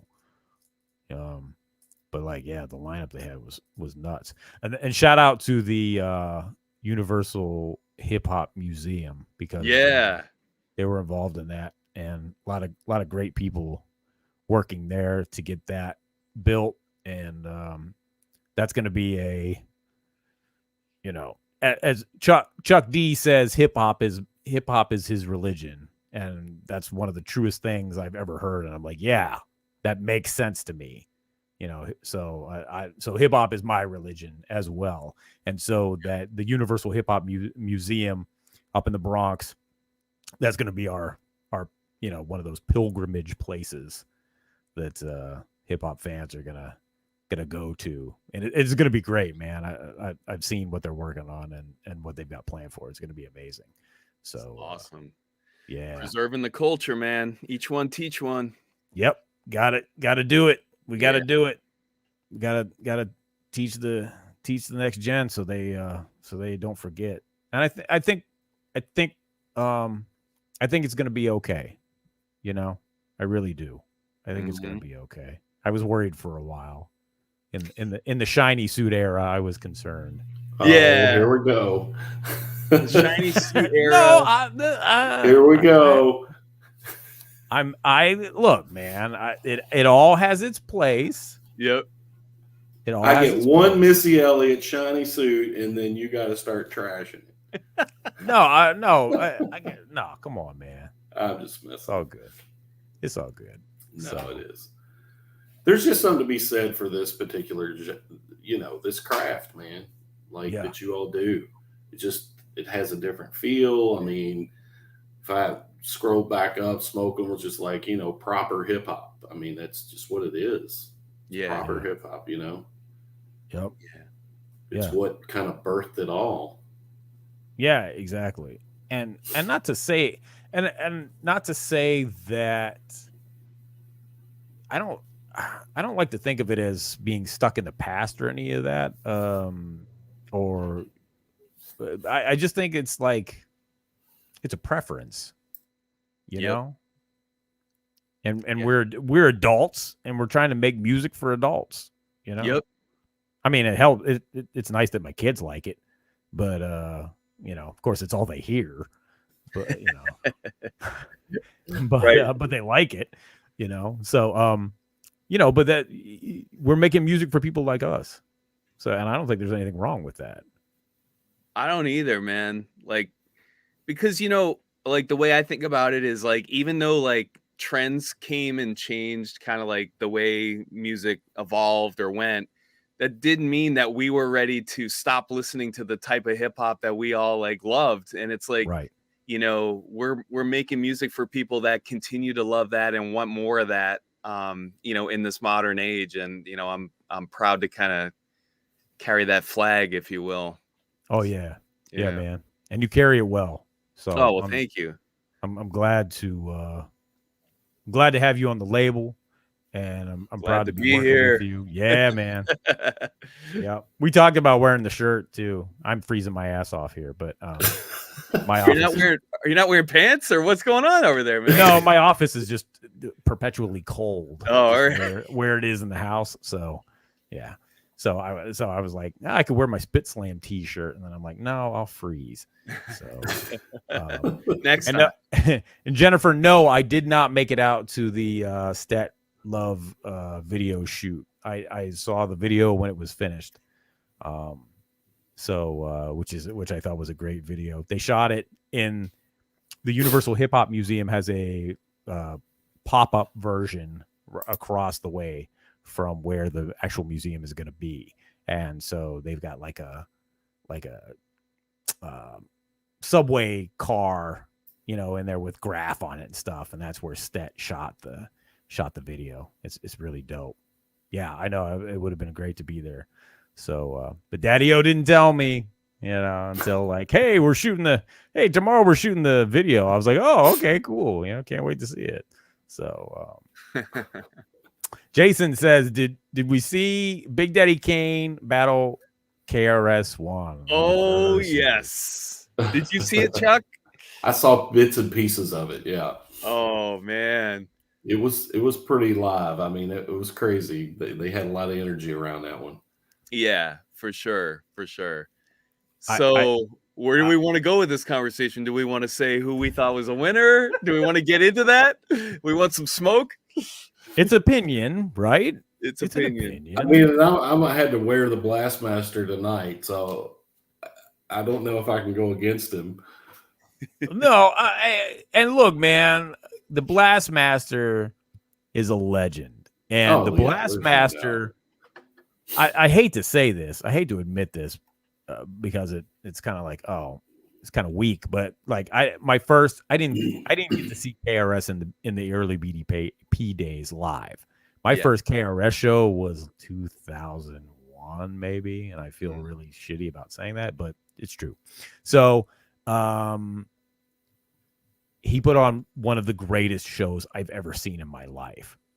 I mean, that first time I saw him, it was amazing, and I've seen him like 4 times since, and but nothing tops that first one. That first KRS show was one of the greatest hip hop shows ever. And then but then earlier in the summer, when Pittsburgh kind of opened up a little bit, they had an outdoor show, and we got Kane and Rakim. And when I saw Kane over the summer, Kane torched it, man. Rakim was dope, but Kane torched it. Yeah. So when I heard about the verses, everybody's like, "Oh, KRS got it. KRS got it." I was like, don't discount Kane, man, because I just saw Kane and he was dope. Yeah. You know, KRS has a catalog. Yeah. You know, Kane's got a catalog too, but KRS has I don't want to say this, but in my mind, preference wise, KRS has the better catalog, I guess. You know, I hate to say that, but it's a preference thing. Sure. But Kane got joints. Oh yeah. And Kane knows how to put on a show. And so on that verses, especially, man, Kane came prepared to put in the work, and he did. And I thought he just blew the shit up. All respect to the Blastmaster. Yep. But Kane rocked it, man. Kane was so dope. And he was I feel like Kane versus Blastmaster is not the right head-to-head, in my opinion. interesting. I would have liked to have seen, like a KRS Chuck D. Oh, Mm. interesting. Interesting, Chuck Stevens. Wow. I'm probably going completely off, a tangent here, but I don't think that KRS and Kane synced up well for a head-to-head. Well, they definitely had a different take on what the show was supposed to be. Oh Right. yeah. Heard about that, Yeah. including their DJs. Yeah. You guys, DJ Scratch put up a bit of a rebuttal or whatever, a statement, if you will. Yeah. But hey, props to Kane for bringing Scratch on, because again, that's what I'm saying. Kane showed up ready. Kane was ready. He did. He's competitive, dude. Like, he was like, all right, let's do this. Yeah. And I guess this probably is not like a positive description of myself, but as a hip hop purist, if you will, I would have loved if Kane showed up with Mr. C backing him on the Wheels of Steel, and KRS showed up with D Nice on the Wheels of Steel. Like that to me, it just would have, I don't know, man. I would have loved that, but it was still great regardless. Yo, man, it was dope that they brought out, guests and everything. Yeah. So, DOS Effects, that was awesome. DOS Effects, which I didn't expect DOS Effects. I figured Hakeem from Channel Live was going to show up, because how you're not going to, your KRS, how you're not going to do Madism. Yeah. So you figure that's going to happen. But then Roxanne Shante came out. Yeah. That was awesome. Mike Styles got an interesting little head-to-head here. Cool J versus Kane. Yeah. There you go. Cool J versus Mo D. Now that is the rivalry. The rivalry, yes. The legendary rivalry. The real diss tracks before No Vaseline. Yeah. Serious. The original No Vaseline, where it was much more tame. Oh yeah, totally. Yeah. Jack the Ripper and How You Like Me Now, great battle song. Jack the Ripper, man, that record is crazy. Yeah. Damn, man. Oh, Jason, why was it so amazing? Oh, what made the KRS show so ultimate? Yo, okay, so the first time I saw KRS-One, so he came out, and this is 20 years ago, so he's 20 years younger. And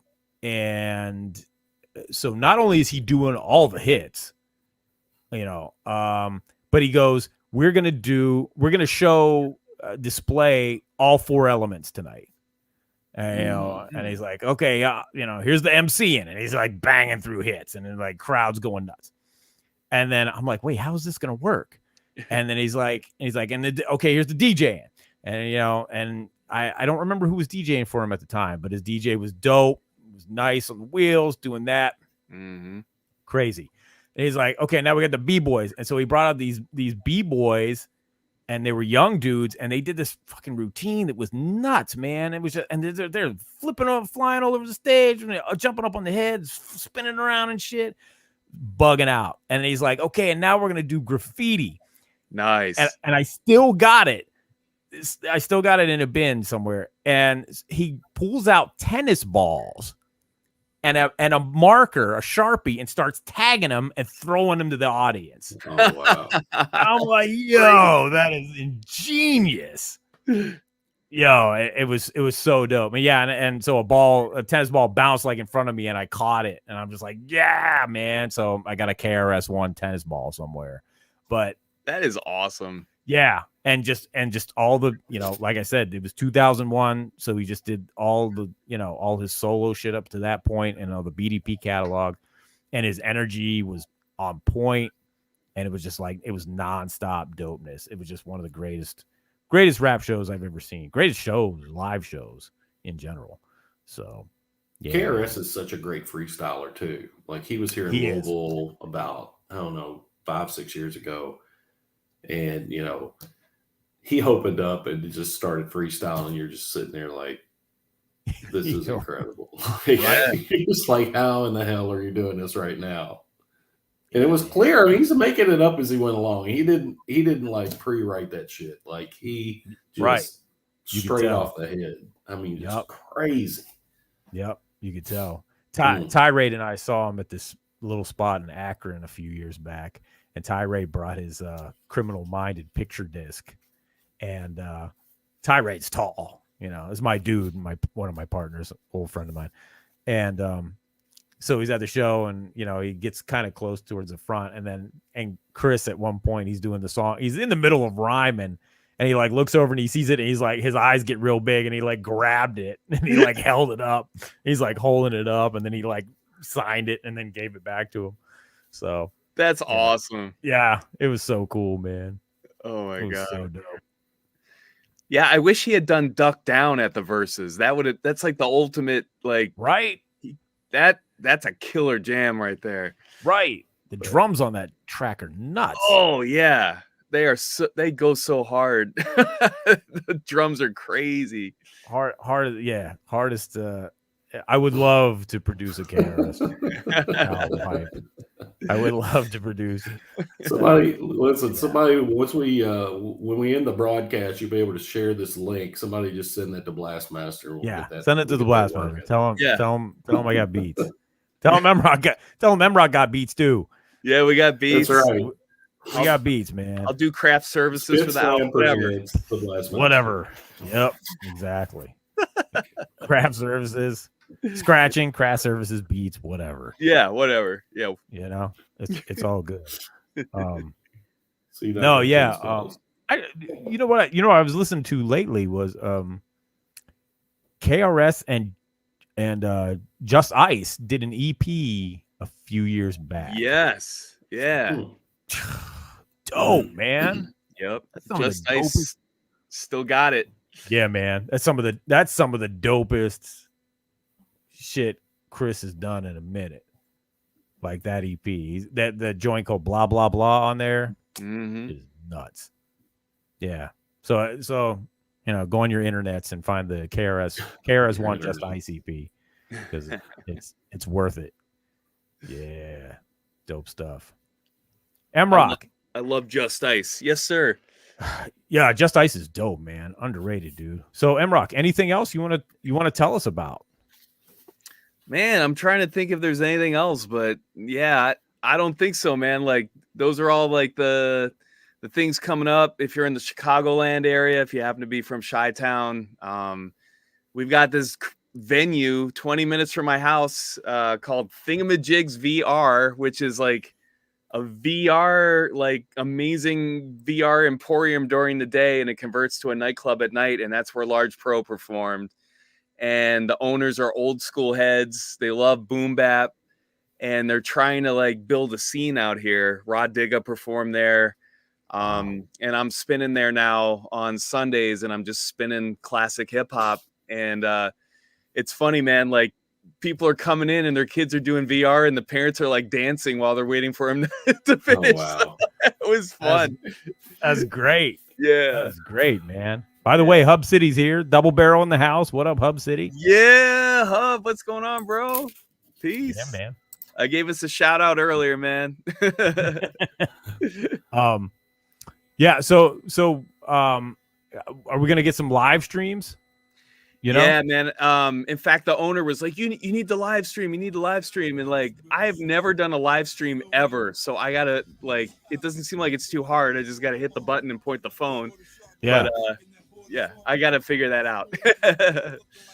Yeah, no, please do, man, because I would love to, watch your set. Just do it on IG or something like that. Make it simple, Yeah, totally. Hub City just woke up. Yeah. Word Now, up. little do people know, Hub is not only an amazingly talented MC and my partner, but he is a driver, and he's just starting his workday right now. So, Oh, wow. yeah, he's a trooper because he puts a lot of work in and then comes home and writes crazy rhymes. So, shout out to Hub City. Yep, shout out to Hub City. Yeah, man. Yeah. Smokem says, I remember seeing BDP and I had laryngitis. Wow. From the show? Yeah. Wow, man. Oh, man. Yeah, that's why I love this shit, man. I love this stuff. And it's so great. I mean, because MROK, you and I have talked records and weird records and obscure records and things like that. Surf MCs, Surf MCs. but the fact that that's hip hop, man. The fact that it's community like that, the fact that we may not know each other, we've never met before, but we have all these common reference points. Absolutely, it's beautiful. I want to see if anyone out there. I got a crate of wax right here. I want to see if anyone out there knows. Anybody know this? Oh yeah, Toss It Up by Ziggy. Word up. This, if you don't know this, definitely check it out on YouTube. This thing is it's just such a banger, but it was kind of like a one-hit wonder, these guys. But I love this. Ziggy, yeah. This is good stuff right here. Yeah. Oh, Break North Radio in the house. Oh, what's up, Hollywood? Hollywood. What up, bro? What's up, Hollywood? Did you spin Ziggy at the live gig? I'm saving it for this Sunday. I was doing more like mid-tempo stuff. Oh, okay. But yeah, I'm definitely gonna bust out Ziggy this time. Here's another group for all the Boston people out there. Oh, Almighty RSO. Yeah.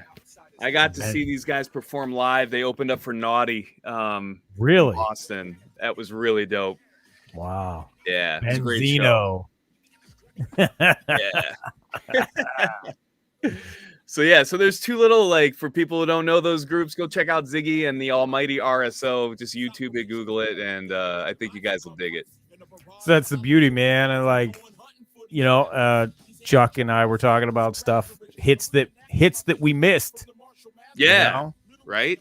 Internet is perfect for this stuff, man, because able to go back and find out, listen to all these records that for whatever reason I never heard when they first came out. Yeah. So, I slept on a lot of stuff. I looking back in hindsight, I'm like, how did I miss that? I mean, think about it, man. Back in the day, you had to buy an album. My parents were lower middle class, so I didn't have any money. I spent a lot of money on records. What I thought was a lot of money and stuff, but still, there was just so much dope stuff coming out. It's hard to catch it all. But now the internet has makes it too easy, man. It makes it too easy. It's so way too easy. Yeah. You can find anything now. Yeah, you don't have to go listen on a listening post and wear some janky, headphones and sit there and go through every damn CD track and go, should I get it? Should I not get it? These kids got it made, man. Block. You talking about Blockbuster Music? No, it's a place called Ear Ecstasy here in Louisville. Oh, yeah. Yeah, it was a dope record store, man. Yeah. They just had all the listening posts, and you would just sit there and just go through every single new release. We had Blockbuster Music in Canton, and they had the listening posts. So yep, Blockbuster Music. Yeah. Tower Records had them for a while too. Did they? Yeah. Yeah. We never had a tower where I was living in PA and Ohio. So the first time I got to go to Tower Records was my first trip to New York City. I had a friend that worked there. So I walked into Tower Records and it was like, oh my God, what is this? This is amazing. It's a mecca. Yeah, seriously. It's like Amoeba in LA, in the West Coast. Amoeba's crazy. I also worked at Tower Records. It was one of my first jobs out of college, and I was all proud of myself because they hired me. I was the assistant manager of the video section, which made me feel very important. And I was like, all right, cool. What's my first job? And they're like, we need you to go shrink wrap the porno tapes. They're like, oh, yeah, they're like, we get them in and they're already open in the sleeves and you have to shrink wrap them to make them look new. Oh my Lord. I'm in the back with a hot glue gun. I'm shrinking. I didn't even want to tell my parents what I did that day with my college degree. That's great. That's great. Was that in Boston? No, by this time I had moved out to the Chicagoland area. So okay. Yeah. No, that's great. Yeah. They were VHS, you said? Oh yeah. That's a while VHS. back then. Wow. Yep. They were either in the big cardboard sleeves or the clamshells. So yeah. I did my nice. time. I did time at Blockbuster. So. Oh, you did? All right. Oh yeah. Back in the mid 90s. Yusuf in the house. Yusuf. Yeah. Peace, man. Black Medine. Man, we've had quite a nice little get together here tonight. We have. It's dope, man. What about Jason asked, what about Ghetto Boys? Oh man. Heck yeah. Fuck yeah. Come on. I had the first maybe you guys did too. I had the first album when they were Ghetto with an H and like Prince Johnny C was in the group and it was like the original Ghetto Boys. My first Ghetto Boys tape was Willie D's Controversy. Oh, that's a great album. Yeah, that was my first exposure to my shout out to my cousin Dels, and he's like, we went to the store, the record store together, and we were each gonna buy an album and then dub them for and swap, and I was trying to find something. He got Booyah Tribe. And, nice. And he's like, oh, I heard about this Willie D guy. You should get it. I'm like looking at the cover. I'm like, wow, this looks really janky. He's like, and then I'm like, I look on the back and it says there's a song called Bald Headed Hose. I'm like, yep, I gotta get this. Yeah. So, Bald Headed Hose. And man, it was just like, yeah, that album was mind altering, mind blowing. It was just like, what is this? Who are these guys? Yeah. That's a raw album. It is. It really is. So, and then I got to see them that, they were on tour with PE in 91. I saw the last show on that tour in 92, January of 92 at Richfield Coliseum. Yep. And it's PE, Ghetto Boys, Naughty by Nature, Latifah, Kid and Play, and then who was there and wasn't on the bill, so I didn't even know they were there. A Tribe Called Quest. What? Yeah, they weren't even on the bill.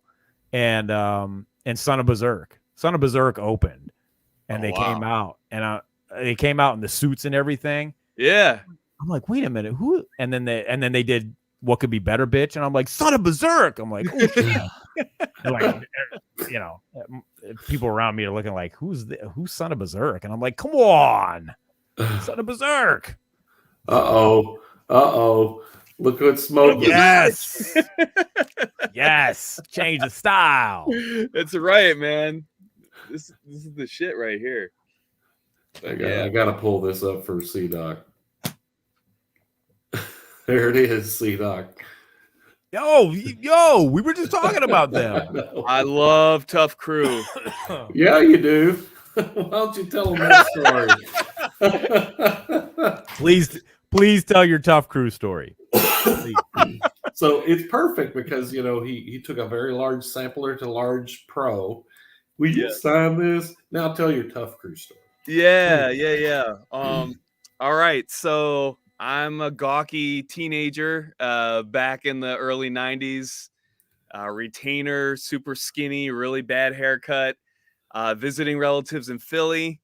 Was hanging out at the Gallery Mall, which you'll hear Fresh Prince rap about in some of his songs. And I walk out, and there was a record store near there called Funko Mart, where they sold a lot of records and DJ equipment.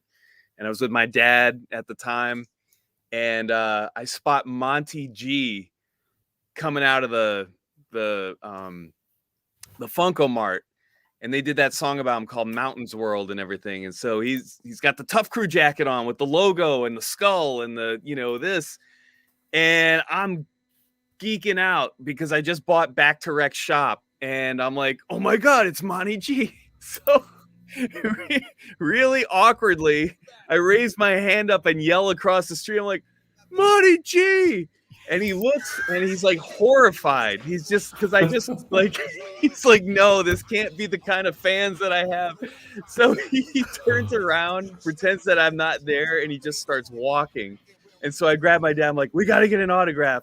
So I'm literally chasing this man down.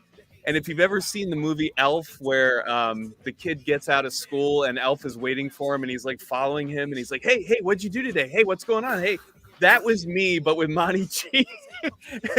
He walks faster. I walk faster. And he ducked into a store and I cornered him. And he just looked exhausted. Like, you found me. So had nothing to autograph. So my dad had to take a business card out of his wallet and a pen.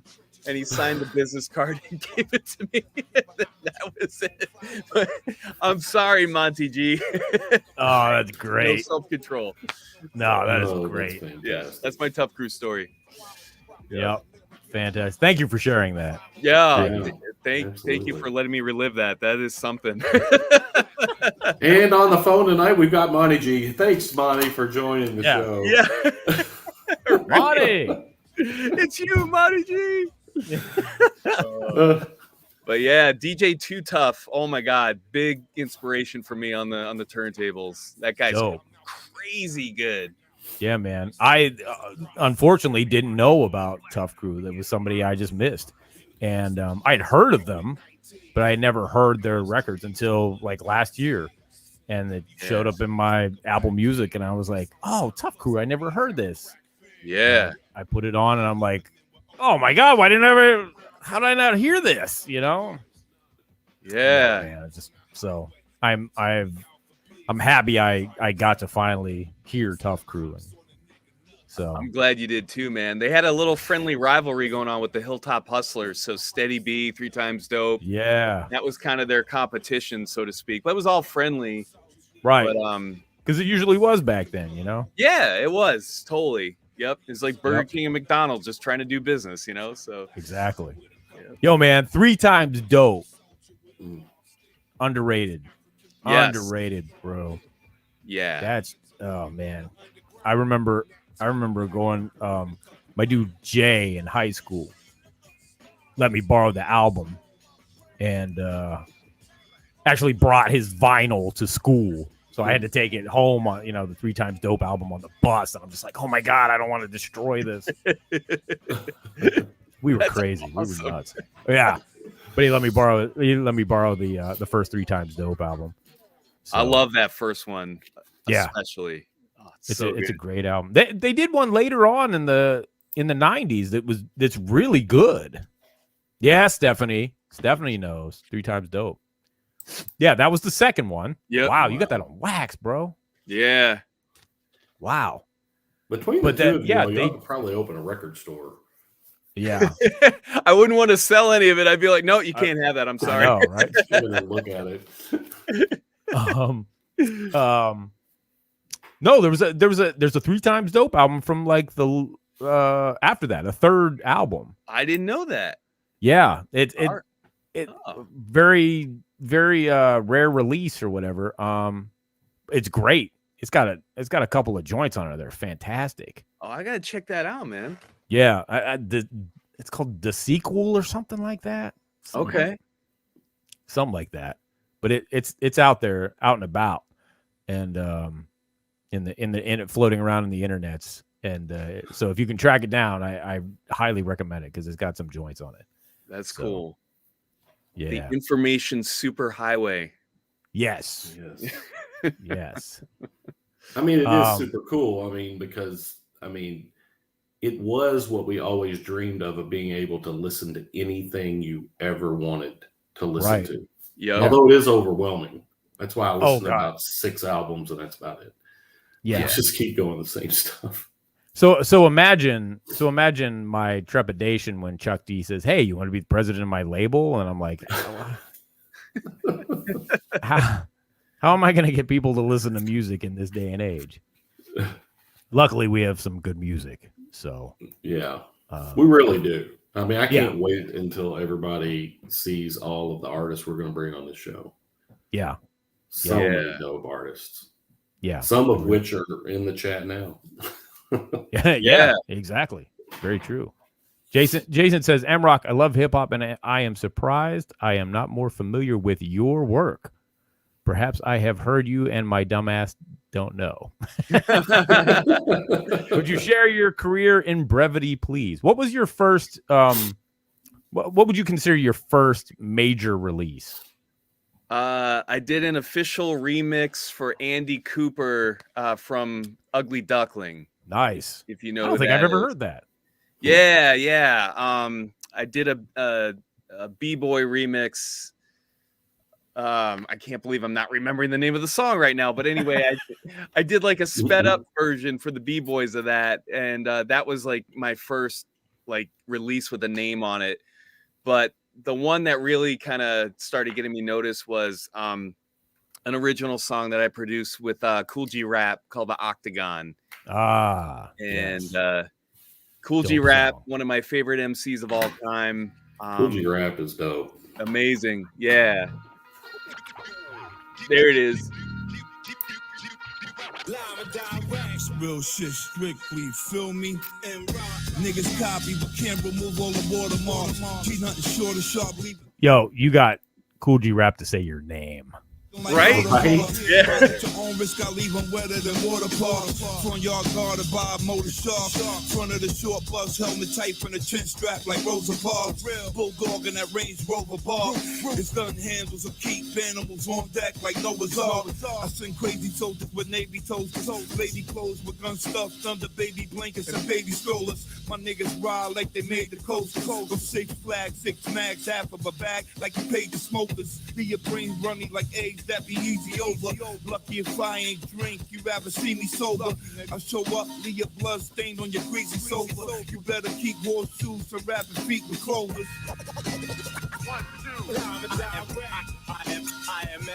How'd this track come about, man?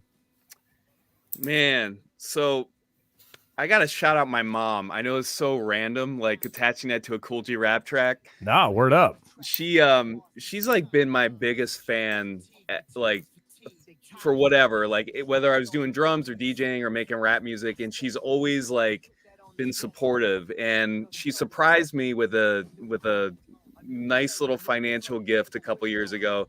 And she's like, I want you to, no matter what you do, put this towards your music, put this towards something that's going to like help you. And I had the equipment that I needed at the time. And I was like, I want to hire Cool G Rap to do a verse. And that's what I'm going to take the money and spend it on. Wow. So I reached out to G Rap's management, and then I ended up talking with G Rap, and we hit it off really cool. We were talking about Batman movies and all sorts of shit. And it's really cool. And so I was only able to afford a 16 from him because he's Cool G Rap and he can charge what he needs to charge. Right. And I was like, man, you know, I haven't heard a good posse cut in a while. That doesn't mean they're not out there. It's just I haven't heard one in a while. And I'm like, you know, let's do our own little symphony. We'll call it the Octagon. So I got Hub City, of course, you know, my partner in crime from Double Barrel. He closes out the track. I got Nordic One, the IMF from Outsider Syndicate. Limit Break does all the cuts on it because I wanted to get him involved. And then another amazing MC named Dirty Needles out of Ohio. and they're all my friends. And I'm like, let's just all get on this track together like a family. And like, if one ship rises, we all rise. So let's see where this will get us. And it was like kind of like a promotional track for all of us. So That's dope. and my son played drums on that track, and I recorded him and sampled and looped his drums. So Word. yeah, Oh wow. he's super talented. That's I fantastic. don't think I even knew you had a He's doing son, that. Rock. That's awesome. That's Yeah, fantastic. man. Wow. So it's Dope. just family. I love doing stuff where we can create together and everyone gets to have a piece of the pie. So that was Yeah, that man. track. That's great. cool. Yeah. Hey, real quick, Paul Brown III wants to know what our thoughts were on KRS-One and Big Daddy Kane versus. Paul, if you get the chance to see the replay of this, we talk about it a little bit earlier. So Yeah. you know, Probably about an hour and a half in, I think we spend a good we 20 minutes mentioned on it. So it is Yeah. there. We gave our thoughts. Yeah. To recap, Kane came through. So Yep. Yeah. Yep. That's But, good. That's good. Good yeah. good summation there, Doc. yeah, but yeah, we did talk about it. So I didn't want you to think we were ignoring your question. No, that's dope, man. I didn't realize your son played drums on this track. So Yeah. I've got some other beats from him too that I'm going to be putting on some stuff. Like I tracked him. He was like, "Hey, you want this? What do you think of this?" And I'm like, "Yep." So I just recorded it and they're like in an arsenal somewhere waiting to be unleashed. So yeah. that's great. Oh yeah, question from Smoke'em. Does DJ MROK still have original techniques? Oh man, I never had the Techniques SL1200s. I had Geminis. Oh, the Geminis. Yeah, Geminis. they were the poor man's SL Techniques. Yep. But what I use now is Reloop RP 8000 straight arms, and like Jazzy Jeff and Scratch Bassett, and like a lot of those guys use Reloops. And when I do mobile gigs, I use a Rain 1, which DJ Rob Swift uses. So Nice. you'll never see me just pushing buttons on a laptop. I gotta have motorized platters at least. So yep. True school, bro. That's right, man. True school. That's what's up. I got my 12 over there, but there's a bunch of stuff over there, so I'm not going to show you guys.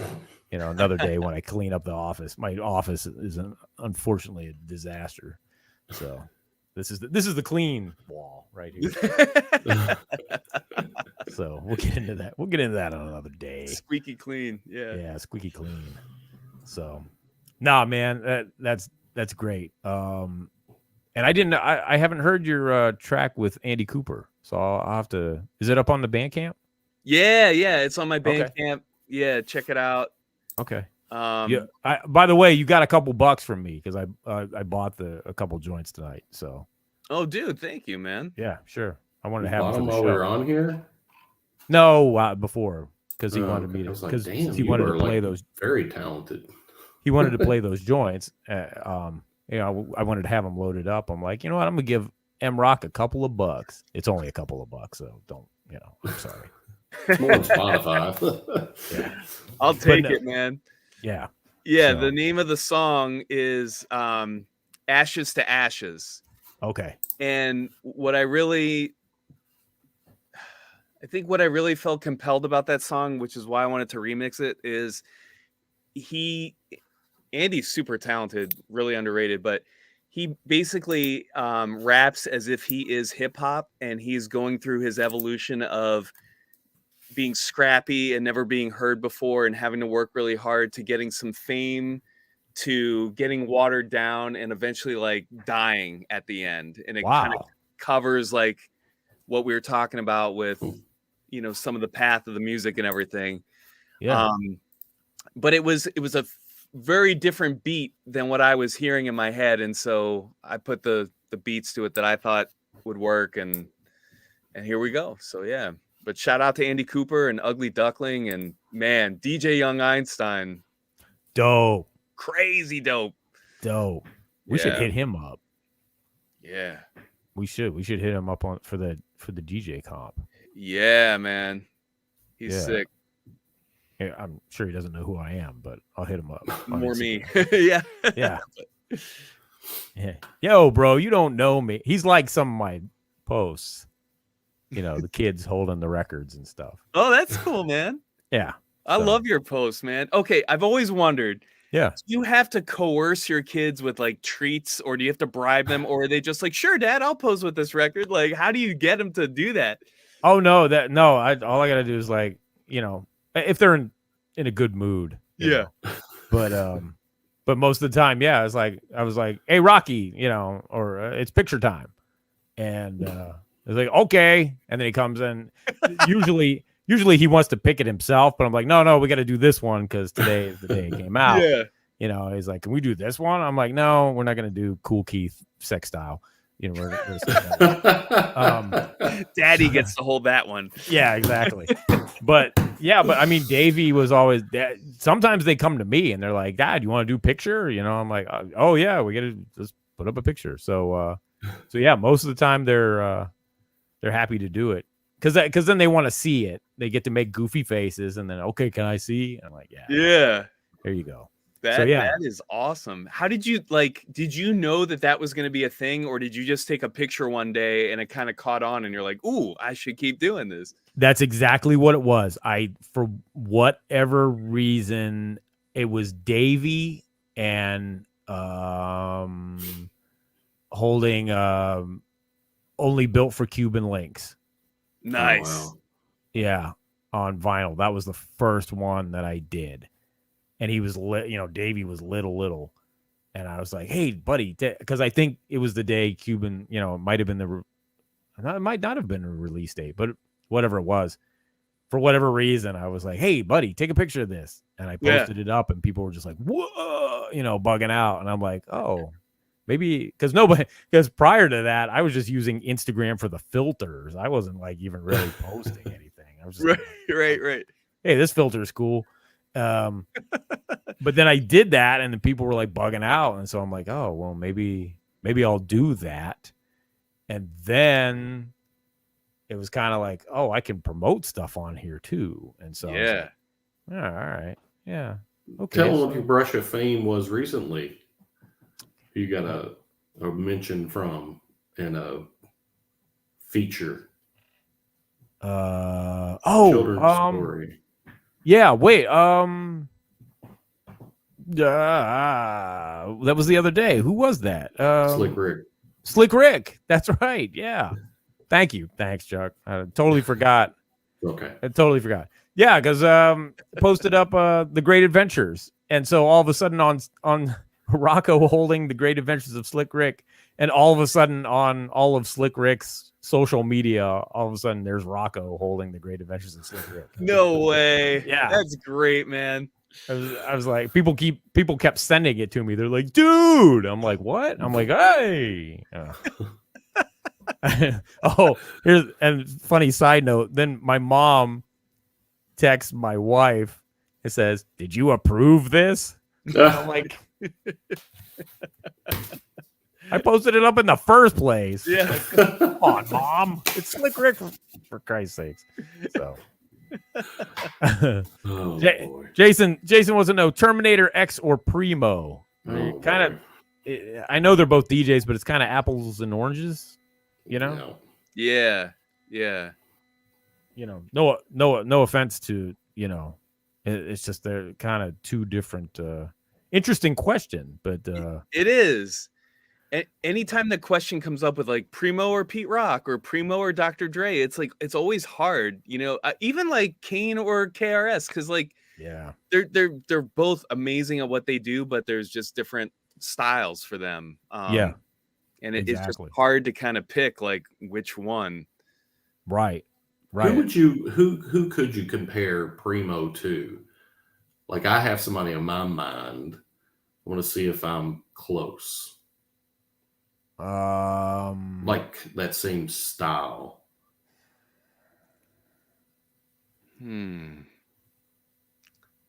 Well, Primo's a DJ first and then a producer, so really I guess Pete Rock is a good example. Yeah, he's probably the closest. Yeah, I would think. Who were you thinking, Chuck? No, I was thinking more from the production side too. I was thinking of Dilla.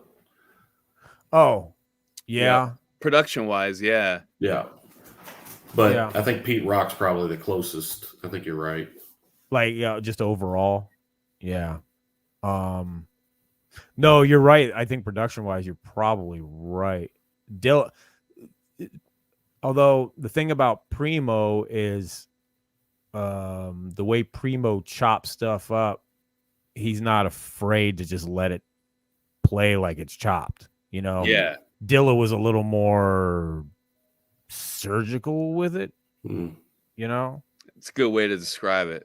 Yeah, I'm kind of talking out of my ass right now, but No, you're not. This is what people paid to see, Doc. Damn it! Now give them some science shit. yeah, no. So yeah, because I've heard. Reason I say that is I've heard people talk about tracks that Dilla did, where they said, yeah, he like took, the bass line on this one song is actually chopped from 3 different bass lines.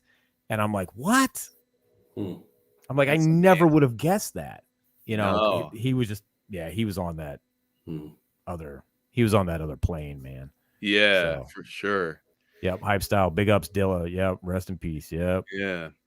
Daddy-O asked me an interesting question. Oh. And I bombed it. I thought I was right, but I was wrong. He goes, do you know of any great hip-hop producers that didn't start out as DJs? And I had to think about that, and I'm going through my head of all the greats. I'm like, nope, he DJ'd. And I'm like, Sir Jinx. And he's like, really? He's like, I'm pretty sure he DJ'd. I'm like, no, he didn't. And Sir Jinx definitely DJ'd. But yeah. It's really interesting, that connection there. I mean, Dre, everyone forgets that he, was crazy on the wheels and everything before he did his thing. And Paul C. and they're all DJs. It's wild. So what was the answer? I can't think of one. Even Rick Rubin DJ'd for the Beastie Boys at one point. So it's like there's DJ Double R. Yeah. Yeah, right. So like I'm sure there's an anomaly out there, but I don't have an answer for that. I think everyone pretty much that we know that we like so much DJs at least a little bit. So yeah, because even I'm not a good DJ, and even I've DJ'd a little bit, but I didn't start DJing. I started making beats first. Yep. Okay, no, that's not quite right. Well, yeah, because my DJ, I was terrible. So I'm not going to say I was a DJ. You DJ'd those holiday parties, man, for the family. Well, yeah, I did that right for my.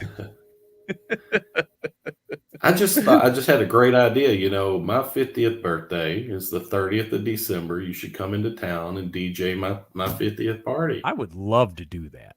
That would be fun. Awesome. How far is Louisville from Chicago, MROK? I don't know, about man. 5.5 hours. There you go. Yeah. We could tag team it. Man. Yeah. We could live stream that shit. Yep. Chuck's 50th birthday party. Yep. Yeah. Hey, we should do that. DJ Hollywood wants to know, MROK, what's your favorite break? That's a good question. Great question. Hands down, it's Funky Drummer. Oh yeah, the classic.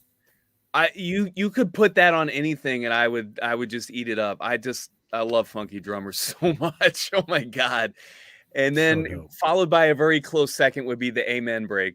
Oh wow, yeah. Classic. Yeah. I'm not trying to gloat or anything, but I did have the great fortune, thanks to Mr. Chuck D, of meeting Clyde Stubblefield. Oh, that's awesome, man. Yeah. And very, very, very cool. Incredible. Yep. Was this before he was kind of like dealing with health issues and stuff like that, or? Yeah, it was actually when they did have you seen the Copyright Criminals documentary? Yes. Okay. It was when they were doing that. Yeah. Okay. Yeah. And I was at the session. So with the Copyright Criminals documentary, they did that break beat record where he plays drum breaks. Mm-hmm. I was at that session. Yes. Wow. Wow. Really? Wow. And in fact, In fact, at one point, Chuck turned to me and said, "Doc, what's another break?" And I said, and I'm just like on the spot. I'm just like, I go lick and stick, and Clyde was like, "Well, I didn't play that one." He goes, "But it goes like this," and I was just like, "Oh my god, so dope!" That is amazing. So dope. Yeah, man. So that's crazy. That's awesome. I heard that Clive actually hates Funky Drummer. Like that beat was never supposed to be what it was. It was like a late night like recording session, and I think from what I understand, I read this somewhere, James Brown kept making him play it over and over, and they were all exhausted. And he finally did that beat, and it was in the pocket, and it was exactly what James was like envisioning, and like that's the one that like got on the record. Wow. But when he thinks of that beat, he's like, that was never supposed to be anything special. It was like a kind of a filler song. He, James kept drilling that, I kept having to play it over and over, and here it is. It's like one of the most sampled beats in the universe. Yep, of all time. It's one of the greatest breaks ever. Wow. Oh my gosh. Yeah. Wow. So, real quick, Spoken said, does anyone from the panel still attend DMC events? Ooh. I watch them online. I've never been able to go to one in person. Yeah, me either. But yeah, I love those. The Red Bull 3 styles are pretty cool too. Word up. Man, DJs are getting really technical now. Like the scratches that they are doing now versus if you listen to cuts from the 80s and like early 90s. And that's more my style. I'm still more like, kind of like percussive and funky, but now it's all just like crazy, like, and all these different names, triple orbit, back flare, solar, blah, blah, blah. Like, what the hell is that? Like, it's like a skateboard move. Yeah. So when I watch these competitions, I'm just blown away. And there's some young like prodigies, like kids doing this stuff, and it's just mind blowing. It's amazing. Yeah. And look, and not to discount anything they're doing, but there is something. I like to think there is something to be said about the old school style. Yeah. And and stuff that's not precise. Chuck told me once, he said, he works with one of the greatest DJs of all time, DJ Lord. Heck yeah. And Lord I've seen Lord do stuff. It's just like, what the hell, man? How is that even possible? Yeah. How is it physically possible that you're able to do that? He's not human. Yeah, right, exactly. It's some serious alien shit. And but he said Lord is good for this. Like if you want technical, if you want precise, that's what Lord's good for. Yeah. Sometimes on a record though, you just need some sloppy shit. Because it gives a different kind of flavor and stuff like that. And so he's always asking me to do cuts, and I'm like, oh, come on, man. I don't, don't ask me. He's like, yeah, but you got that style, Doc. And I'm like, yeah, it sucks. And, sloppy style. Yeah. And it's like, no, but he goes, but that works. And I'm like, yeah, you're right. I get what you're saying. I get what you're saying. I totally understand that. Yeah. I love it, man. But, I think there's different styles for different songs call for different styles. Yeah, and, exactly. When I listen to Jam Master Jay and he's just doing simple baby scratches, there's so much soul and rhythm in those baby scratches. Yep. That something crazy technical wouldn't have worked over those beats. That's right. And he was doing what he was supposed to do. So that's exactly right. Dude, that's why get better than Jam Master Jay scratches. Like, just so amazing. Yep. That's why I call you sometimes. I'm like, MROK, I need that flavor. You got a style, man. Well, thanks, man. Yeah, of course. Yeah. So, what else we got? Yeah. Oh, Jennifer says Dr. Dre, Bobcat, and many more started out as DJs for the radio station I worked at. Wow. Oh, that's so cool. Wow, that dope. Is cool. Yeah. And G-Dup says, I learned how to scratch on a superhero toy turntable in 1982. That is awesome. That's hardcore. Yes. Respect. That is awesome. Respect. Yep. Props for that. Yeah. So what was that radio station? Was that K-Day or is that? Yeah. Put it Jennifer, in the what radio station was that? DJ Pooh? I love DJ Pooh. Yo, Yeah. man. DJ Pooh's good. Dope. Love DJ Pooh. Yeah. So dope. Such an underrated producer, man. Right? Yep. That's King T, right? Yeah. Yeah. Yep. He did Ice Cube too. Yep. He did Ice Cube. Oh, that's right. Yeah. K-Day. Predator. Dude, that's what's up. Yeah, K-Day. Yeah. Props. Wow, that's great. Jennifer, That you had out to on be West Coast? crazy. Yeah, she is. She said she is. Yeah. Oh, that's sweet, dude. I wish I lived on the West Coast. I feel like I was cut out for the West Coast. Clutch and Stick says, all right, now you're going to have to do a show about everyone's first rig. Took me 30 years to get some 1200s. I know, right? It took me 20. So I bought mine off my one of my DJs. Oh, nice, man. Yeah. He wanted to go digital, so he sold me his techs. Gotcha. So, yep. Yeah. And I've done nothing but been shameful with them. No, they're great to have, you know. Oh yeah. And they're tanks. Like that will never break on you. Yeah. They're amazing machines. So Did I tell you all that time I had my 1200s and I saw a large professor out and I was like, bro, can you sign these?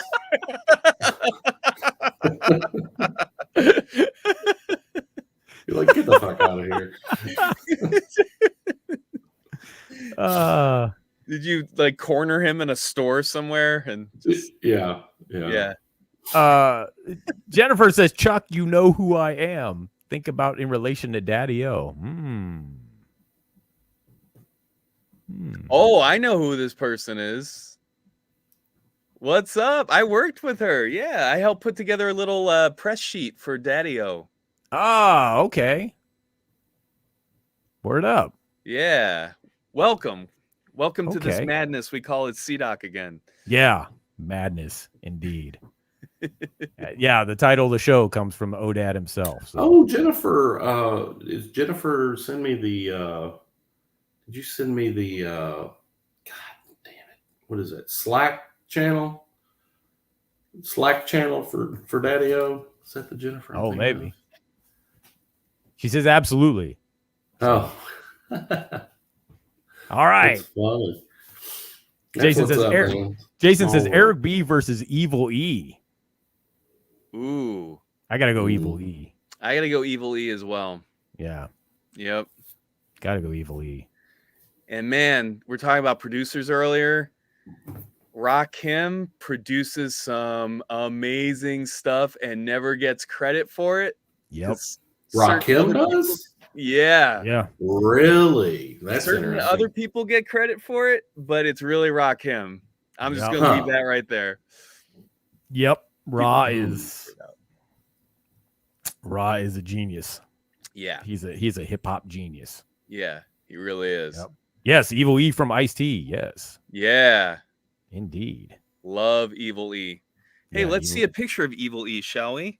Oh, please, please, MROK. It's still in the shrink wrap from the porno store. Yeah. Oh, such This- a great album. This is Evil E, but my attention always goes over here, so I'll try not to do that. That's Evil E. Darling, I was waiting for you to pull Power out. So. Oh yeah, you had your son hold up Power, didn't you? Oh What a- yes, of course I did. yeah, that was probably the best night of his life. Oh yeah, and you see him looking at like he's there, and he's like looking at, and my my wife's like saw that, she goes, "What's on the back of that?" And I'm like, "Don't ask, I don't know. ask. Never looked Yeah. at it. No, don't I ask." have no idea. I'm just holding this for a friend. It's not Yep. mine. That's it. Holding for a friend. Jennifer says there was a crazy story from the radio station days. Well, Jennifer, you're gonna have to be a guest and tell us some stories. Yes. Oh, Yeah, absolutely. Jennifer's Yep. awesome. I got to talk to her for quite a while, and she definitely has stories. So Oh, shout out nice. to Jennifer. Word up. Just have her on with Odad. Yeah. Oh yeah. Yeah. Exactly. Oh, with his brother Hen G. Yeah. They did a record together, right? Hen G and Evil E. Yeah, the brothers record. I only heard it once.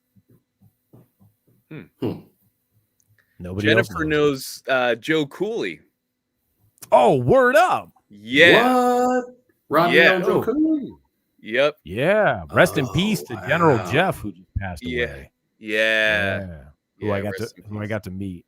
So But man, the Joe Cooley scratch. That's a scratch I can do, and that is a good one. Shout out Word to up. Joe Cooley. yeah, definitely. Hype style. Shout out to Rhyme Syndicate, Hen G, Evil E, Donald D, Everlast, the whole fam. Found that Rhyme Syndicate coming through compilation on CD back around 2008. Rarity. Great album. Yes. Yes, it is. You Yep. got the dude in like the ninja suit with the shotgun on the hood of the car. How could you not buy that? Right? I know, right? Every way- kid's dream. By the way, shout out to Donald D, Syndicate Sniper Donald D, and I think I can let it slip. There's going to be some Donald D SpitSLAM stuff coming up. Woo! Yeah, the B-Boys back in effect. I haven't heard it yet, but he is working on it. So, dude, and he wants to put it out on SpitSLAM. So I've talked to him about it. So that looking forward is fantastic. to that. Yeah, Syndicate Sniper Donald D. That is awesome. Yep. If you need any wiki for the Donald D project, please give me a call. Wiki. Yeah. I'll let you know. He's doing it all himself. So wow. I'm waiting for that. Yeah, Flatline said, "What? Yeah, man." So what? Yeah. So I haven't heard anything yet. So I know he's mixing it. I'll have to check back in with him and see where we're at. But yep. Donald D on the way. G-Dub says Lord Finesse was signed to Ice-T. Yeah, was signed to for the second album, right? Yeah, the first Lord Finesse's first album was on Wild Pitch, and the second one was with Rhyme Syndicate. Yeah. Yep. Lord Finesse is dope. Yeah. Another double threat, man, with the rhymes and the production. Yep. Finesse. He's got some instrumental albums out that are great. It's just beats, just straight up beats. So. Newer stuff? Yeah. Just released like a few years ago, but it's got that SP1200 flavor. Yeah. Speaking of SP1200 flavor, Sir Jinx, you heard Jinx's SP1200 album, right? Oh, yes. I almost wanted to give up that day. I was like, that's it, I'm done. Like, what's the point? Where do you find that? Man. It's on check it on see if it's on Spotify. You're on Spotify, right? Yeah. It's definitely on Apple Music as well. Yeah. It's dope. Yes, Jennifer said General Jeff was part of Bobby, Jimmy, and the Critters before Rodney O. Yep. Indeed. West Coast hip hop history. Yes. Word up. Evil E the Great. Smoke 'em. DJ Cash Money, one of the greatest all time. Hands down. And that man also gets overlooked all the time. All the time. There was like a Philly DJ day where they had all these DJs that they honored and everything. And like Questlove, all respect, like a great drummer. He does DJ, but he was on the bill, but Cash Money wasn't. And like no explanation as to why. Schoolie D, who is an amazing MC and producer, but not a DJ. Code Money is his DJ. He was on the list, but not Cash Money. So what? So Cash Money, man, shout out in all respect because incredible. One of the greats, man. One of the greats. Cash Money, definitely. Bobby Jimmy was one of our DJs. Russ Parr. Yep. Russ Parr. Yep. Wow. And the Critters were General Jeff, Arabian Prince, and some others. Yeah. Yeah. They did. Prince. There's an old one. Did you guys get the Arabian Prince solo album when that came out? Oh, yeah. Hell yes. Yeah. She's got a big posse. Yeah, she's got a big posse. That's the one. Yep. Love that. Love that. Put some Tribe on in the background while we're talking. What was I going to say? Bobby Jimmy. Bobby Jimmy did you ever hear the New York rappers, LA rappers? Yes. Where it's like him doing like two of the greatest records. You know, Dre produced that. Oh, I didn't know that. I just found that out a couple years ago. Oh, that's dope. Yeah. And that totally makes sense. That's why it sounds so accurate. Yes. You know? Yeah. Like it's so spot on. So Yuval, what's up? Says Bernie got burned. Oh, taking it back, man. Bernie got burned. Wow. Yep. That was a fun song. Jason says Ice-T is my favorite MC since 1991. 91 he put out OG, Original Gangster, which is one of the greatest rap albums. That is an amazing album. Yeah. I love that album. Yep. So much good stuff on that. Yeah. I saw Jason had posted earlier, and I was like, I can't opine on this because I have to work tomorrow, but I'll go ahead and bring it up since we're 2.5 hours in. I think he said Ice-T versus Ice Cube. Oh, right. Interesting. Yo, man, I can't. You know what? I would if I had a time machine and I had some clout, I would go back and have Ice-T and Ice Cube circa 92, 93 do an album together. Oh, God. Yes. Oh, wow. Because they got so check this out. Because I made my own little EP, right? They have Trespass from the movie. And then they were on Last Words with Tupac together. And then they're on Sticka from the Terminator X record with Chuck D and MC Light. And then thanks to the internet, I found Looters, which was the original title of Trespass. Yeah. So that was the original theme song for it. So there's like a little Ice-T, Ice Cube EP there. Am I missing one? I think that's it. But I'm just like, off the strength of that, yo, man, that's like an all-time team up. That would be one of the greatest. Back then, with Jinx on the boards and DJ Pooh and all those guys, come on. Oh, that'd be crazy. Yeah. All right, man. so if we're gonna go down that route, how about a Just Ice Vanilla Ice? Oh, shit. No. One of the great albums that nobody wants.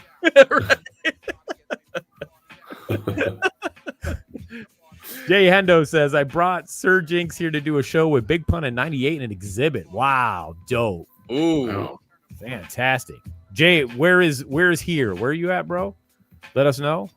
Clutch and Stick says they did a movie right around then. Trespass, right? Yes. Yep, they did the Trespass. Smoke'em says, was Diamond D a DJ? Yes. Yes. Definitely. He was. I want to hear what Doc thinks about this one. G-Dub says the group could be called Ice Tray. Ice Trays.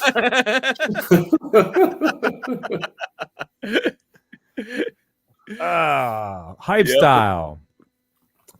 That Rebirth of a Nation LP is crazy tight overall. Lots of heads sleep on it.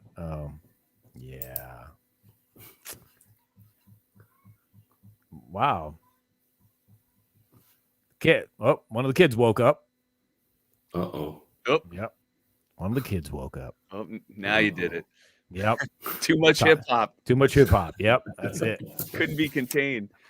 I have a question for you guys and everyone on the forum. I've always wondered this. Right.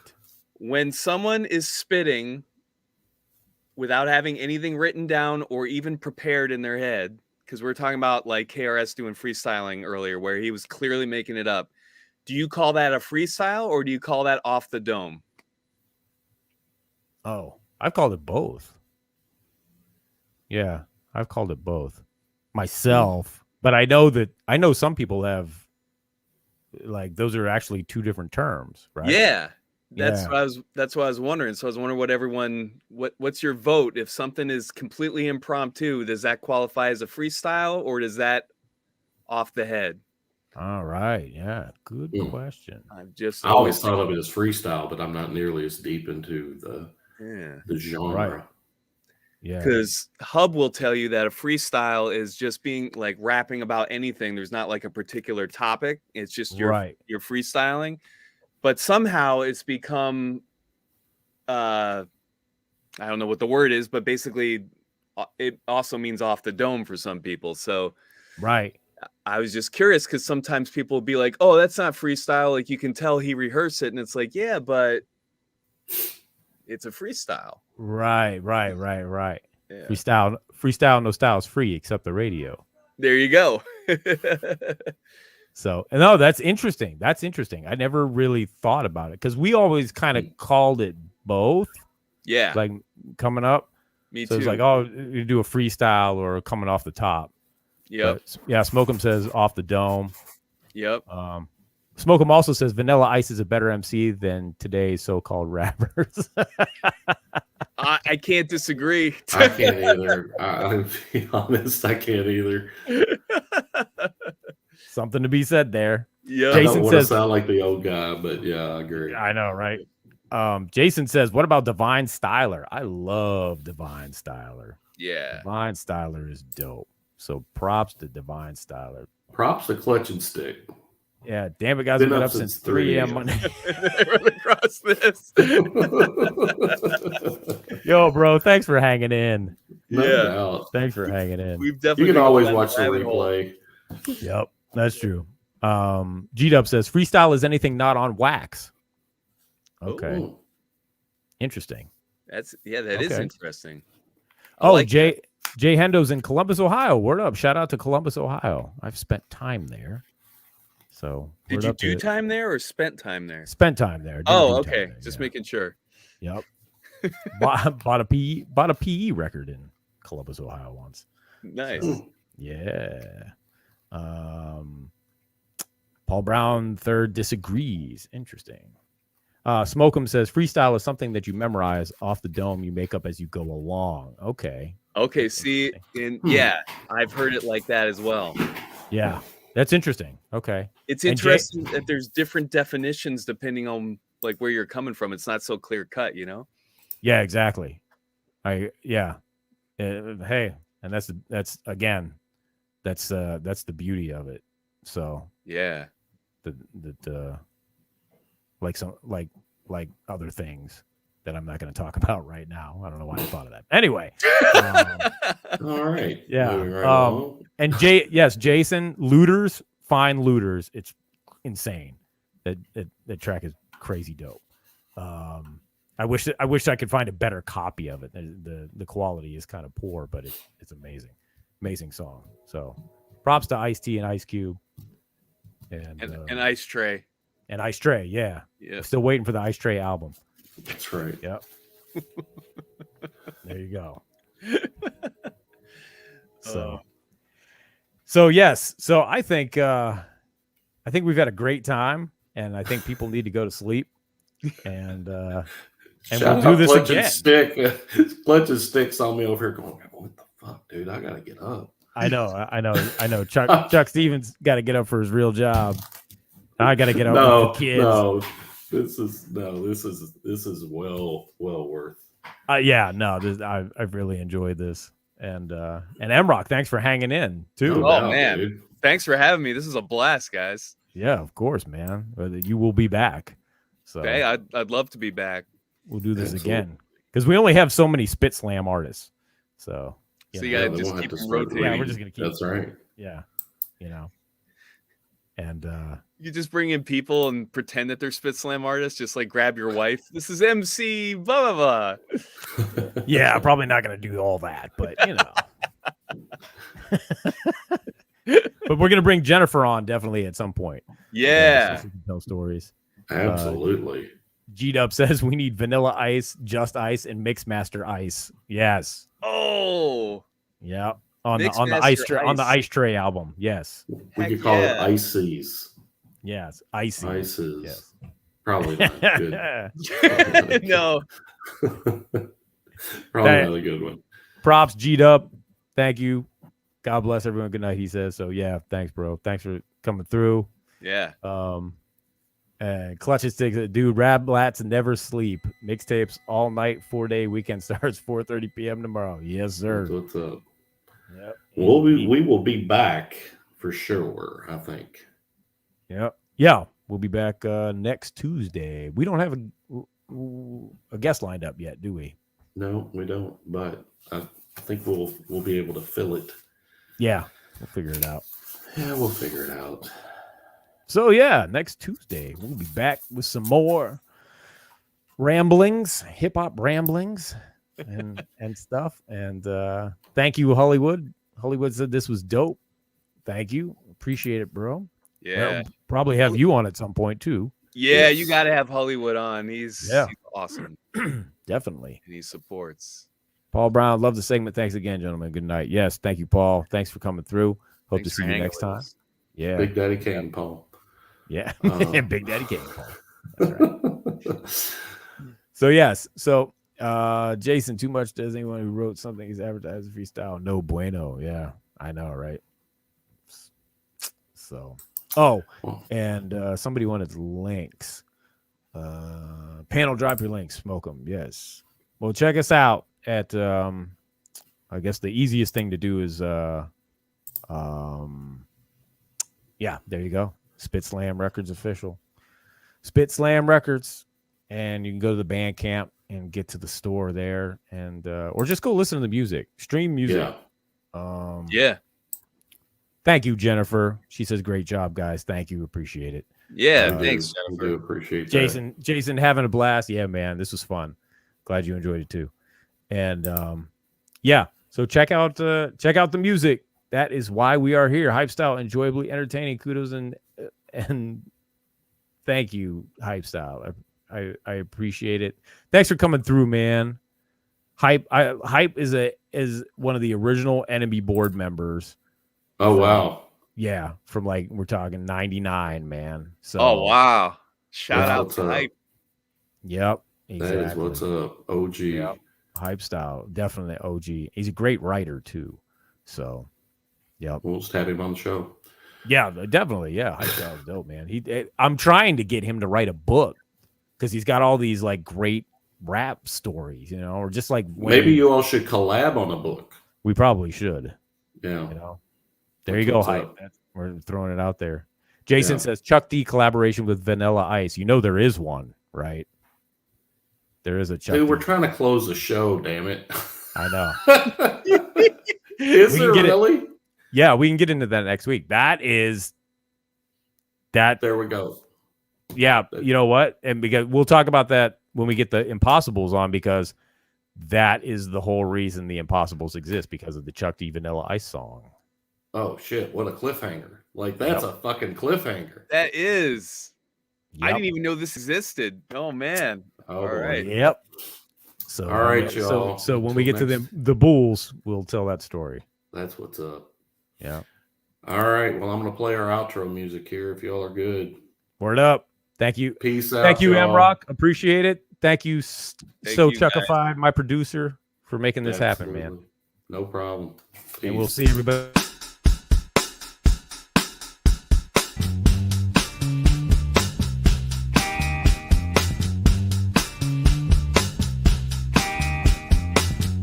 It's C-Doc again.